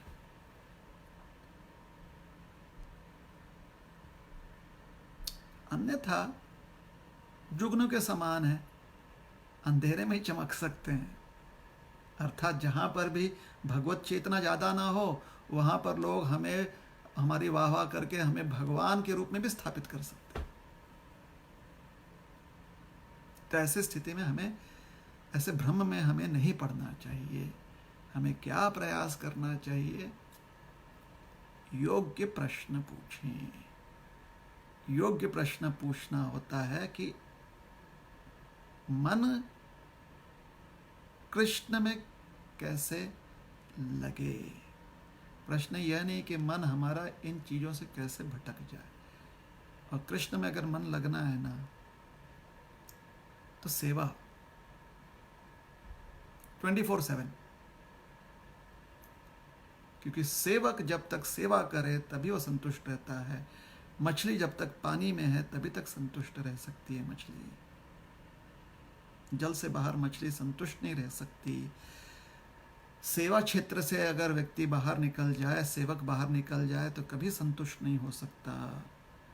तो जीव अगर भगवान की सेवा में नियुक्त नहीं है, या जीव को लगता है कि मैं तो बाकी जीवों से ज़्यादा हूँ, बाकी खाली 2 घंटे सेवा करते हैं, हम तो 8 घंटे करते हैं, हम तो 12 घंटे करते हैं। आप दूसरों से कितना कम ज़्यादा करते हो उससे अंतर नहीं पड़ता। क्यों? क्योंकि एक मछली दूसरे मछली से जितना कितना अधिक कार्य करती है, इससे कोई अंतर नहीं पड़ता। मछली जल में है या नहीं, उससे अंतर पड़ता है। तो सेवक सेवा क्षेत्र में रहते हुए सेवा कर रहा है कि नहीं, सेवा रूपी जल में रहते हुए जो मछली रूपी सेवक है, और वहां पर वो अपना कार्य कर रहा है, तो फिर देखिए मन कभी नहीं भटकेगा। कैसे भटकेगा मन? तो यह उपलब्धि हमें पुनः प्राप्त करनी, यह हमारा अधिकार है। हर जीव का अधिकार है कि वो कृष्ण की सेवा करे, और कृष्ण की सेवा करने में कभी भी किसी चीज की कमी नहीं आ सकती। क्योंकि भगवान इतने सुंदर व्यक्ति हैं कि उनके जैसा कोई भी और स्वामी नहीं है जो सबकी सेवा स्वीकार ले और फिर भी और सेवा करने का अवसर दे दे। कभी ऐसा नहीं होता सेवक के जीवन में जब वो भगवान की सेवा करता है। जीव के सेवा में कभी भी ऐसा समय नहीं आता है जहाँ पर जीव को लगता है अरे बाप रे, कृष्ण इतने इतने संतुष्ट हो गया मुझसे, अब मैं क्या करूं, क्योंकि वो संतुष्ट हो गए, अब मैं सेवा कैसे करूं। ये जीव के हमारे जो भक्त होता है उसके जीवन में कभी भी ऐसी समस्या नहीं आ सकती। क्यों? क्योंकि ये कृष्ण का ऐश्वर्य है।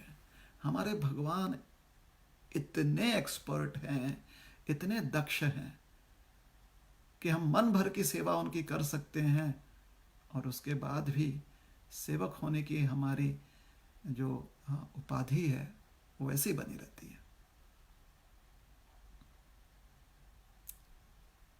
एक सेवक का जो हमारा अस्तित्व है उतने ही उत्सुकता रहती है, पूरे मन भर की सेवा करने के पश्चात भी उतनी ही उत्सुकता रहती है, क्योंकि सेवा स्वीकारने की भगवान की क्षमता असीमित है। इतना सेवा भगवान स्वीकार सकते हैं कि उसका विचार भी जीव नहीं कर पाता है। तो हमारे भगवान कितने सक्षम हैं, कितने दयालु हैं हमारे कृष्ण। यह उनकी दया है।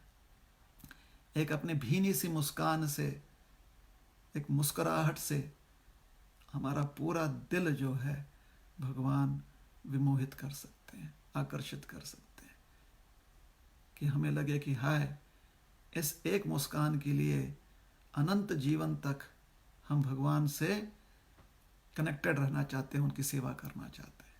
बस एक मुस्कान से भगवान कर देते हैं, अपने एक कटाक्ष से भगवान कर देते हैं, दृष्टि से अपने बालों को ऐसे खेलते हुए भगवान कर देते हैं। उनके कुंडल जो उनके कर्णों से सुंदर रूप से खेल रहे हैं, कर्णों से लगे हुए कुंडल जो उनके गालों से खेल रहे हैं, उससे व्यक्ति विमोहित हो सकता है। अरे भगवान की जो ग्रीवा है वो व्यक्ति को अनंत काल तक मंत्र मुग्ध रख सकता है। भगवान का मतलब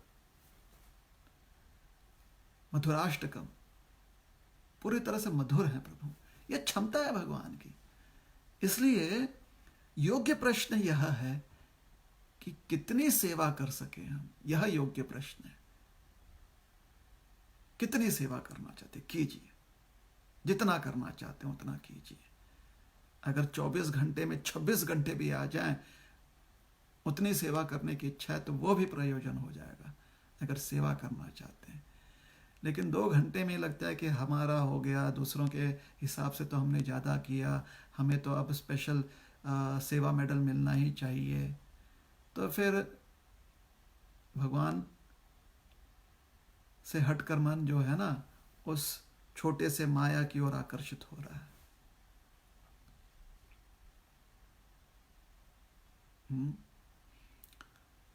तो श्रील प्रभुपाद जी यह समझाने का प्रयास कर रहे हैं कि देखिए, महात्मा विदुर जो पूरी तरह से निर्मल व्यक्ति हैं, परमहंस व्यक्ति हैं, भगवान उनके घर जाकर भोजन ग्रहण करना चाहते हैं। भगवान उनके घर का भोग स्वीकारना चाहते हैं। उनके घर से कुछ भी प्राप्त हो जाए, भगवान वो प्राप्त करके संतुष्ट रहते हैं। तो समझिए, भगवान विदुर जी को काका कहते थे। जैसे पांडव भी विदुर जी को काका कहते थे। काकी के घर गए थे, काकी खिला रही थी, विदुरानी खिला रही थी उन्हें। बहुत विख्यात है ना कथा। क्या प्रेम है प्रभु का, देखिए। अरे केला छिल रही है, मतलब सब्जी बनाने वाली, शायद केले की सब्जी बनाने के लिए अक्सर शायद ये भी नहीं कि पका हुआ केला हो सकता है। सर विचार कीजिए, विदुरानी छिल रही है तो पक्का केला भी हो सकता है, कच्चा केला भी हो सकता है। अब कच्चे केले का छिलका प्रयास कीजिए, खाकर पता चलेगा कच्चे केले का छिलका। भगवान जब उसे ग्रहण कर रहे हैं, विदुरानी भगवान के चेहरे की ओर देख रही हैं, काकी जो हैं देख रही हैं कि भतीजा खा रहा है, उसके चेहरे पर इतनी संतुष्टि है कि काकी और दे रही हैं, और लो और लो और लो खाने का। भगवान खाए जा रहे, क्या प्रेम है विदुरानी का, क्या प्रेम है। भगवान विदुर के घर, भगवान ऐसा नहीं कि विदुरानी के यहाँ खाली जाना चाहते, विदुर जी के घर जाना चाहते रहने के लिए। दुशासन का महल त्याग दिया, दुर्योधन जी का 56 भोग त्याग दिया, गए विदुर जी के पास।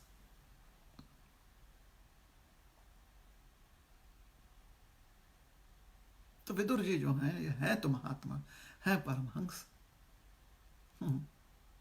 भोग स्वीकार है भगवान ने उनके घर का।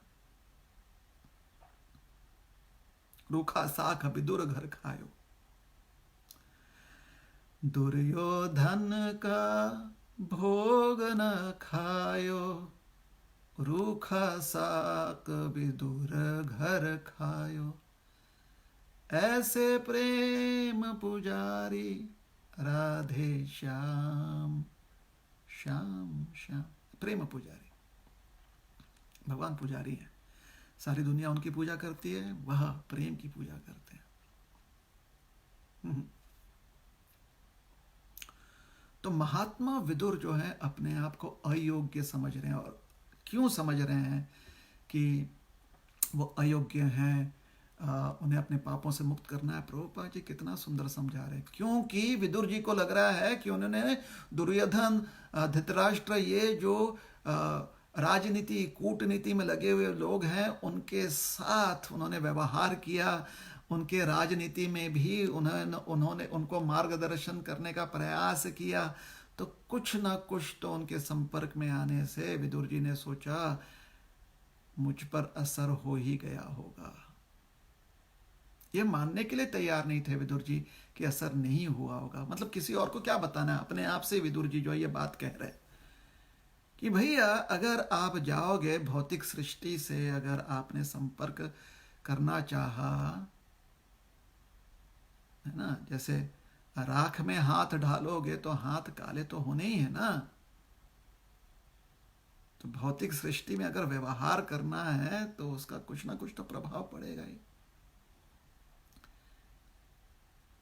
उसका भी रास्ता है। विदुर जी देखिए रास्ता बता रहे हैं कि जब इस प्रकार से भौतिक सृष्टि में हमें व्यवहार करना पड़े तो क्या करना चाहिए। स्नान। राख में हाथ डाल रहे हैं, हाथ काला हो रहा है। कोयले में आप हाथ डाल रहे हैं, हाथ काला हो गया। पानी से हाथ को साफ कर दीजिए, कोयले का कालिख जो है धुल जाता है।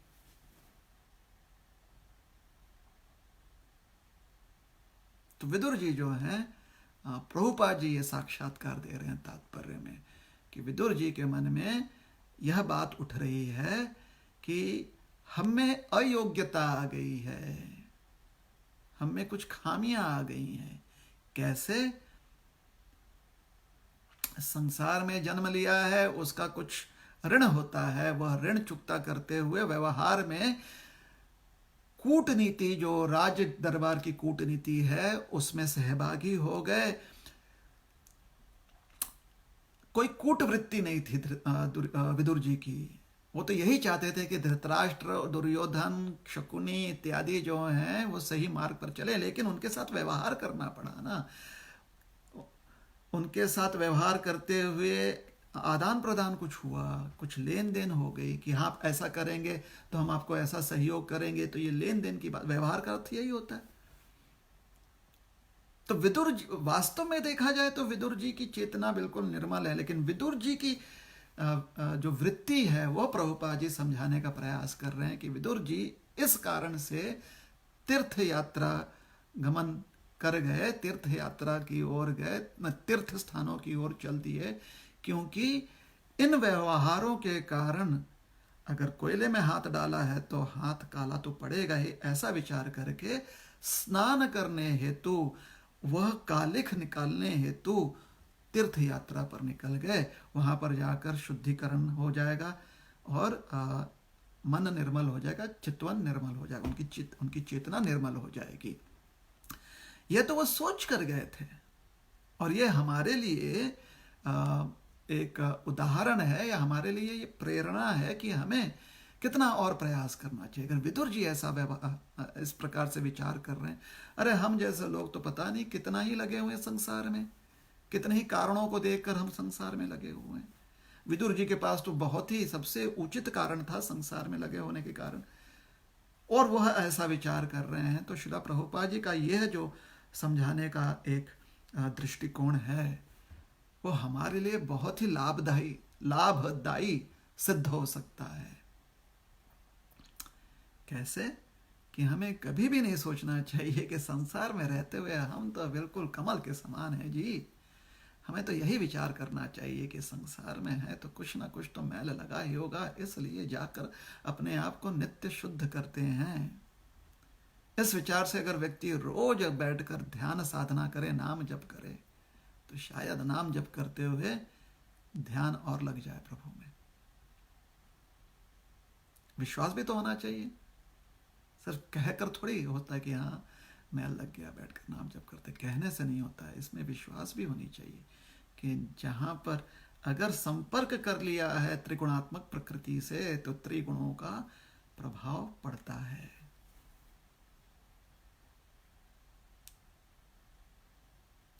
इसलिए जब भगवान कहते हैं ना, यद गत्वा न निवर्तन्ते तद धाम परमं मम, तो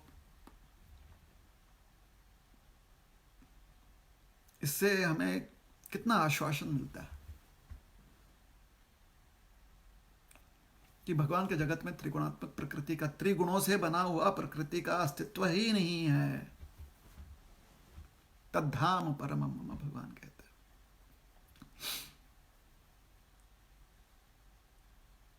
भगवान का नित्य धाम है, वहां हमारा गंतव्य है, लक्ष्य है हमारा वो। तो हमारे लिए हमें इससे प्रेरणा लेनी चाहिए।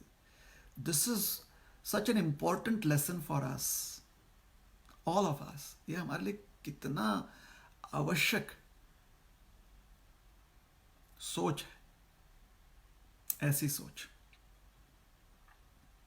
कि संसार में अगर हम कार्य कर रहे हैं, चाहे वह कृष्ण की सेवा के लिए क्यों ना हो, संसार में है ना, तो कुछ न कुछ संसार का मैल लग सकता है। अपने आप को शुद्ध करो। कैसे? तीर्थ तीर्थ पद पदानी, तीर्थ स्थान में जाकर तीर्थ स्थान की सेवा करते हैं। तो प्रभुपाद जी समझा रहे हैं, विदुर जी गए इस हेतु से, ऐसे मान भी लेते हैं, लेकिन जाकर वहां पर किया क्या? जो उनका स्वरूप है, जो उनका स्वभाव है, जो उनका अस्तित्व है, वह है प्रेम अवश्य सेवा। प्रेम के कारण सेवा किया, क्योंकि मैल तो था ही नहीं उनमें। गए हेतु से कि मैल जो है उसका उससे मुक्त हो जाए, शुद्धिकरण हो जाए, मैल था ही नहीं, परमहंस है। तो प्रेम की सेवा, प्रेममय सेवा उन्होंने तीर्थों में की। वहां पर संत महात्माओं से मिले, आनंद से उन भक्तों के संगति में भगवान के चर्चाओं का आनंद लिया, उनका प्रेम जो है वो व्यक्त किया, सेवा की, दर्शन किए अलग अलग लीला स्थानों के। तो यह भी बात हमारे लिए उचित है, बहुत ही आवश्यक है। अपने आप को हमें हमेशा भिक्षुक के रूप में देखना चाहिए, याचक अपने आप को समझना चाहिए, याचना करनी चाहिए। क्या याचना करनी चाहिए हमें? कि हमारे शुद्धिकरण का मार्ग हमेशा हमें मिलते रहे। और जिस दिन हम पूरी तरह से भगवान में मन लगा लेंगे, उस दिन मन निश्चिंत हो जाएगा। तब हमें विश्वास हो जाना चाहिए कि अब समय आ गया है कि अगर अंतकाल भी आ जाए तो श्री भगवान के चरण कमलों को हृदय में धारण करते हुए, भगवान का नाम स्मरण करते हुए और मन में उनकी छवि को बसाते हुए हम जो है अपना देह त्याग दें और देह त्याग कर उस लोक को प्राप्त करें जहां पर अनंत कोटि भक्तों के समुदाय में रहकर हम भगवान की सेवा करेंगे। हरे कृष्ण कृष्ण कृष्ण हरे हरे, हरे राम राम राम हरे हरे। तो यहाँ पर आज की कक्षा समाप्त होती है। अगर आपके मन में प्रश्न हैं और आपने अपने प्रश्न कमेंट सेक्शन में नहीं लिखकर भेजा है,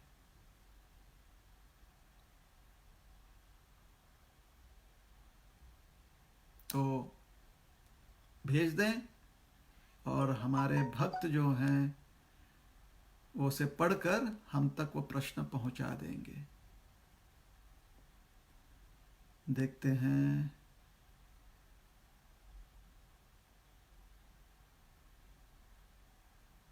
हम तक प्रश्न तो कुछ आए नहीं। तो अच्छा, शायद एक प्रश्न आ रहा है, एक मिनट देखने दीजिए। हरे कृष्ण कृष्ण कृष्ण हरे हरे, हरे राम राम राम हरे हरे। भौतिक संसार का प्रभाव हम पर ना हो, इसलिए क्या करना चाहिए? भौतिक संसार का असर हम पर ना हो, इसके लिए इसी जीवन में पूरी तरह से कृष्ण भावना भावित होकर इस संसार से मुक्त हो जाना चाहिए और भगवत धाम पहुंच जाना चाहिए। Go back home, back to god head. जाऊया देवचिया गावा, चला, है ना? तो यह जो प्रश्न है उसका उत्तर बहुत ही सरल है। उसका उत्तर है, यह जो शरीर प्राप्त है यह हमारा प्रारब्ध है। अब हम जानते हैं कि शरीर का एक समय अंत होगा। ऐसा निश्चय कर लें कि जब तक प्राण है, जो भी प्राण भगवान ने हमें दी है इस शरीर में, आज से लेकर तब तक इतना चिंतन करें हम प्रभु का कि पूरी तरह से हमारा कण कण जो है कृष्णमय हो जाए। महात्माओं की कृपा से, शास्त्र के मार्गदर्शन से, सिर्फ अपने प्रयास नहीं। अपने प्रयास से अगर करना चाहेंगे ना तो फिर शायद कम पड़ जाएंगे। प्रयास हमारा, आशीर्वाद महात्माओं का, दिशा शास्त्रों का, और सेवा करते हुए, सेवा करनी चाहिए खूब। तब जाकर जीवन के अंत में कृष्ण का चरण जो है, भगवान के चरण कमल हृदय में धारण करते हुए, मन में भगवान की छवि रखते हुए, मुख पर भगवान का नाम, इस प्रकार से भगवान के शरणागत होते हुए, देह त्यागते हुए हम भगवत धाम पहुंच जाएंगे, जहां से वापस कभी कोई लौटता नहीं। तो अगर भौतिक संसार से के प्रभाव से बचना चाहते हैं तो इस जीवन को हम परिपूर्ण कर दें। पिछले जीवनों में जो हमने गलतियां की हैं वो इस जीवन में ना करें। पिछले जीवन में हमने क्या गलती की? हमने सेवा पूरी तरह से नहीं की, इसलिए पुनर्जन्म लेना पड़ा ताकि हम सेवा पूरी तरह से कर पाए। इस जीवन में पूरी तरह से सेवा कर लें ताकि हमारा जीवन परिपूर्ण हो जाए। तो लिमिटेड वे में मत सोचिए आप कि अभी संसार में हम हैं तो संसार के प्रभाव से कैसे बचें। लिमिटेड मत सोचिए, क्योंकि जन्म लिया है तो ऋण है हम पर। उस ऋण को चुकाने हेतु हमारे कर्तव्य होते हैं। कर्तव्य करना हमारे लिए आवश्यक है। तो इसलिए संसार के साथ आपको व्यवहार करना ही होगा। इस बात को स्वीकार लीजिए। जितना भी समय मिले अतिरिक्त, जैसा हमने कहा इंस्टॉलमेंट्स में, कल हमने समझाने का प्रयास किया ना, कल का जो हमने प्रवचन दिया है पुनः उसको सुन लीजिए। इंस्टॉलमेंट में बढ़ाने का प्रयास कीजिए ताकि इस जीवन के अंत में अभी कोई समाधि लेने की आवश्यकता नहीं। कृपया करके कोई समाधि ना लें अभी कि अभी हम नाम स्मरण करके देह त्याग देते। ना ना ना, ऐसा मत कीजिए, ये गलत है। जब जन्म लिया है, जन्म दिया है माता ने, जन्म दिया है प्रकृति ने, बहुत ऋण है हम पर। उसका कर्तव्य हमें, उस ऋण को हमें चुकाना है। कर्तव्य करते हुए कृष्ण भावना भावित रहें।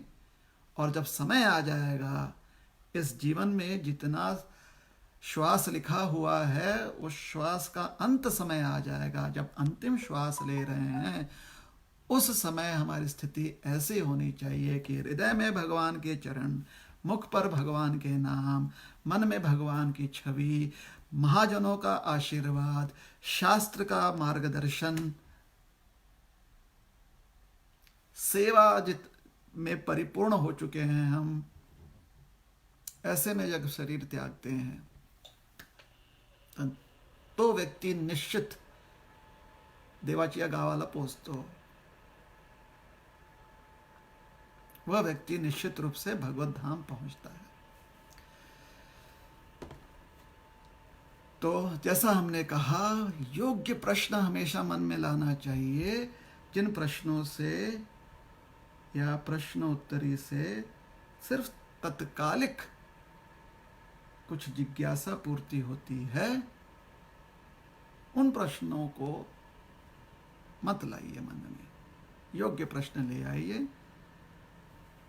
योग्य प्रश्न यह है कि जब अंत समय हमारे अंतिम सांस हो, अंत समय आ जाए, उस समय हमारे हृदय में भगवान के चरण कमल, गुरुजनों का आशीर्वाद, शास्त्र का मार्गदर्शन, मुख में कृष्ण नाम,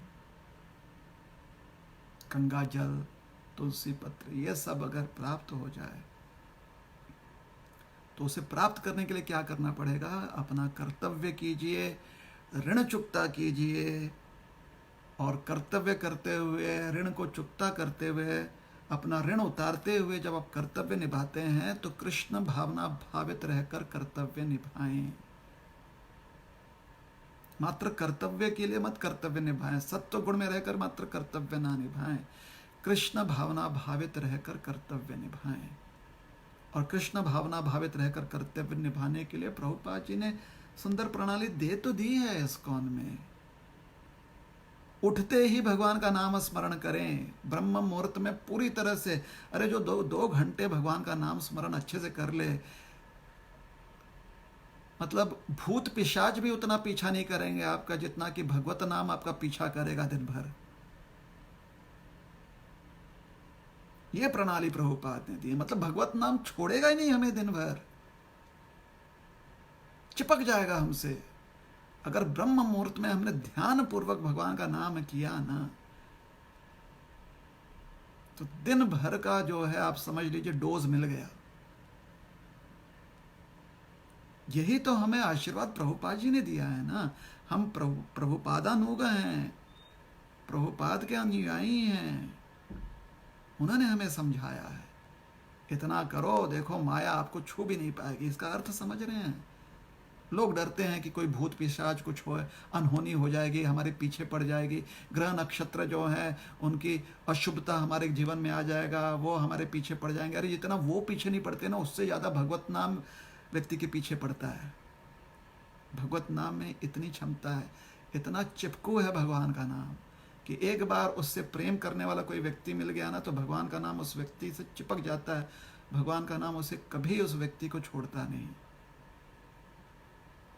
और अगर हम चाहते हैं कि भगवान के नाम, भगवत नाम जो है इस प्रकार से हमारे जीवन में युक्त हो जाए, लग जाए, चिपक जाए, तो प्रभुपाद जी कहते हैं प्रातः मन जो है पूरी तरह से भगवत नाम में लगा लो। तो लगा कर तो देख लेना भाई, प्रभुपाद जी ने कहा है, उनमें हमारी श्रद्धा है, हम उनके अनुयायी हैं, तो क्यों नहीं प्रयास करते हैं? और उतना प्रयास करने के बाद अगर लगता है कि हाँ दिन भर तो उसका असर नहीं रहा, तो फिर समझ में आएगी शायद कुछ कमी है। और आपको इतनी बात बता दें, ऐसा हो ही नहीं सकता।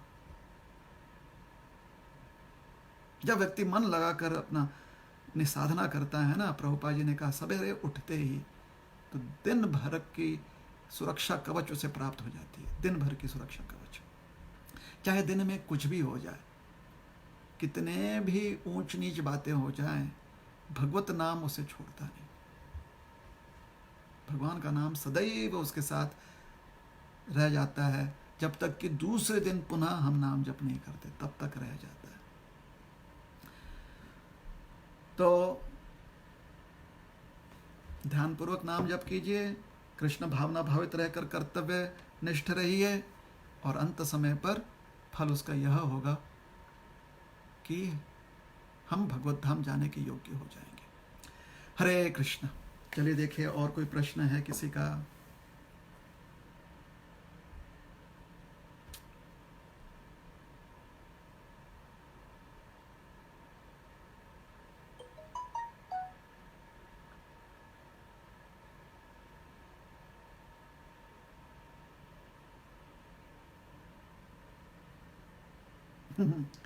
एक भक्त ने अपना अभिप्राय यहाँ पर दिया हुआ है, आप सुनना चाहेंगे? बहुत सुंदर है, इसलिए सुनाना चाहते हैं क्योंकि उस पर हमारी एक टिप्पणी भी है।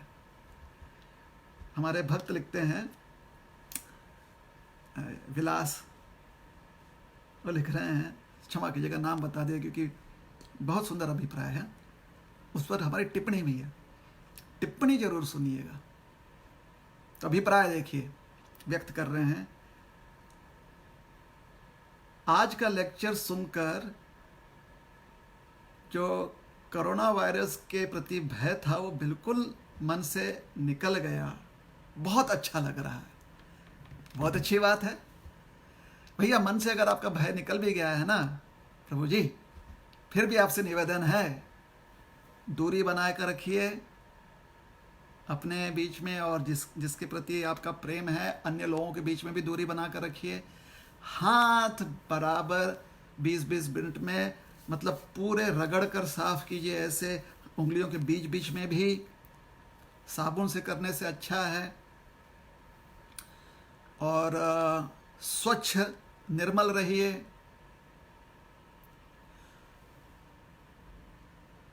बाहर अधिक निकलिए मत, आवश्यकता होने पर ही बाहर जाएं। बाहर से अगर भीतर आ रहे हैं तो सबसे पहले अपने बाथरूम में जाएं, कपड़े निकालें, हाथ पैर ठीक से धो ले, हो सके तो स्नान कीजिए, क्योंकि आपका घर जो है वो सुरक्षित स्थान है और वहाँ पर बाकी भी लोग रह रहे हैं। तो जैसे आप वॉशरूम में जाकर धो लेते हैं तो आपके बाहर से अगर कोई कीटाणु आ रहा है तो वो नष्ट हो जाता है स्नान करने से। और कपड़े भी जो हैं, सबके पास आजकल सब डिज़ाइनर क्लोथ इतने कपड़े रखे हुए हैं, एक से ज़्यादा है सबके पास जोड़ी। तो कंजूसी मत कीजिए। बाहर अगर जा रहे हैं किसी कारण से तो आते स्नान करते हुए कपड़े बदलिए, नए कपड़े धारण कीजिए, स्वच्छता रखिए, हाथ धोइए, एक दूसरे के बीच में दूरी रखिए, बड़े बुजुर्गों की सेवा कीजिए, उन्हें अधिक सुरक्षित रखें, उनके साफ सफाई का ज़्यादा ध्यान दें। अगर आप किसी प्रकार से हाथ नहीं धोए हुए हैं तो उनके पास मत जाइए। उनके पास देखिए सेवा करने के लिए जाइए, लेकिन अपने आप को पूरी तरह से जितना हो सके उतना साफ कर कर जाइए उनके पास, उनकी सेवा कीजिए। और घर में रहते हुए नाम स्मरण करते रहिए, कीर्तन करते रहिए, भजन करते रहिए, कृष्ण कथा करते रहिए, शास्त्र अध्ययन करते रहिए। समय काफ़ी मिला हुआ है। इस प्रकार से अपने आप को सुरक्षित रखें, आसपास साफ सफाई रखें, अपने परिवार वालों को सुरक्षित रखें, अपने वजह से किसी और को आप कष्ट ना पहुंचाएं। अपना समाज, अपना देश और यह विश्व, यह सब सुरक्षित रहे, यह प्रार्थना करें, अपना योगदान देते रहें। हरे कृष्ण। तो यह थी हमारी विशेष टिप्पणी।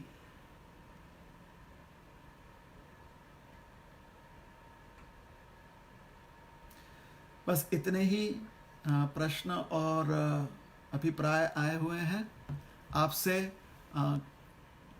हम शाम में फिर से मिलेंगे। आज शायद वहाँ पर शनिवार है ना, तो शनिवार का हमारा जो भगवत गीता क्लास होता है उसमें आपसे मिलेंगे। आज क्लास 7 बजे से होगा, शाम में 7 बजे से लेकर 8 बजे तक। आपके यहाँ 12 बज रहे हैं दोपहर के 12:02 और हमारे यहाँ बज रहे हैं 11:32। बाहर घनघोर अंधेरा है और आप तो नाम जप करेंगे, जगे रहेंगे, हमें विश्राम करना है ताकि प्रातः पुनः उठकर गीता क्लास हम आपके लिए कर सकें। तो यहाँ पर हम आपसे आज्ञा लेते हैं। सुरक्षित रहिए, ध्यान रखिए साफ सफाई का और भगवान का नाम स्मरण करते रहें। हरे कृष्ण कृष्ण कृष्ण हरे हरे, हरे राम राम राम हरे हरे। श्री कृष्ण भगवान की जय। ग्रंथराज श्रीमद् भागवतम की जय। श्रील प्रभुपाद की जय। हरे कृष्ण।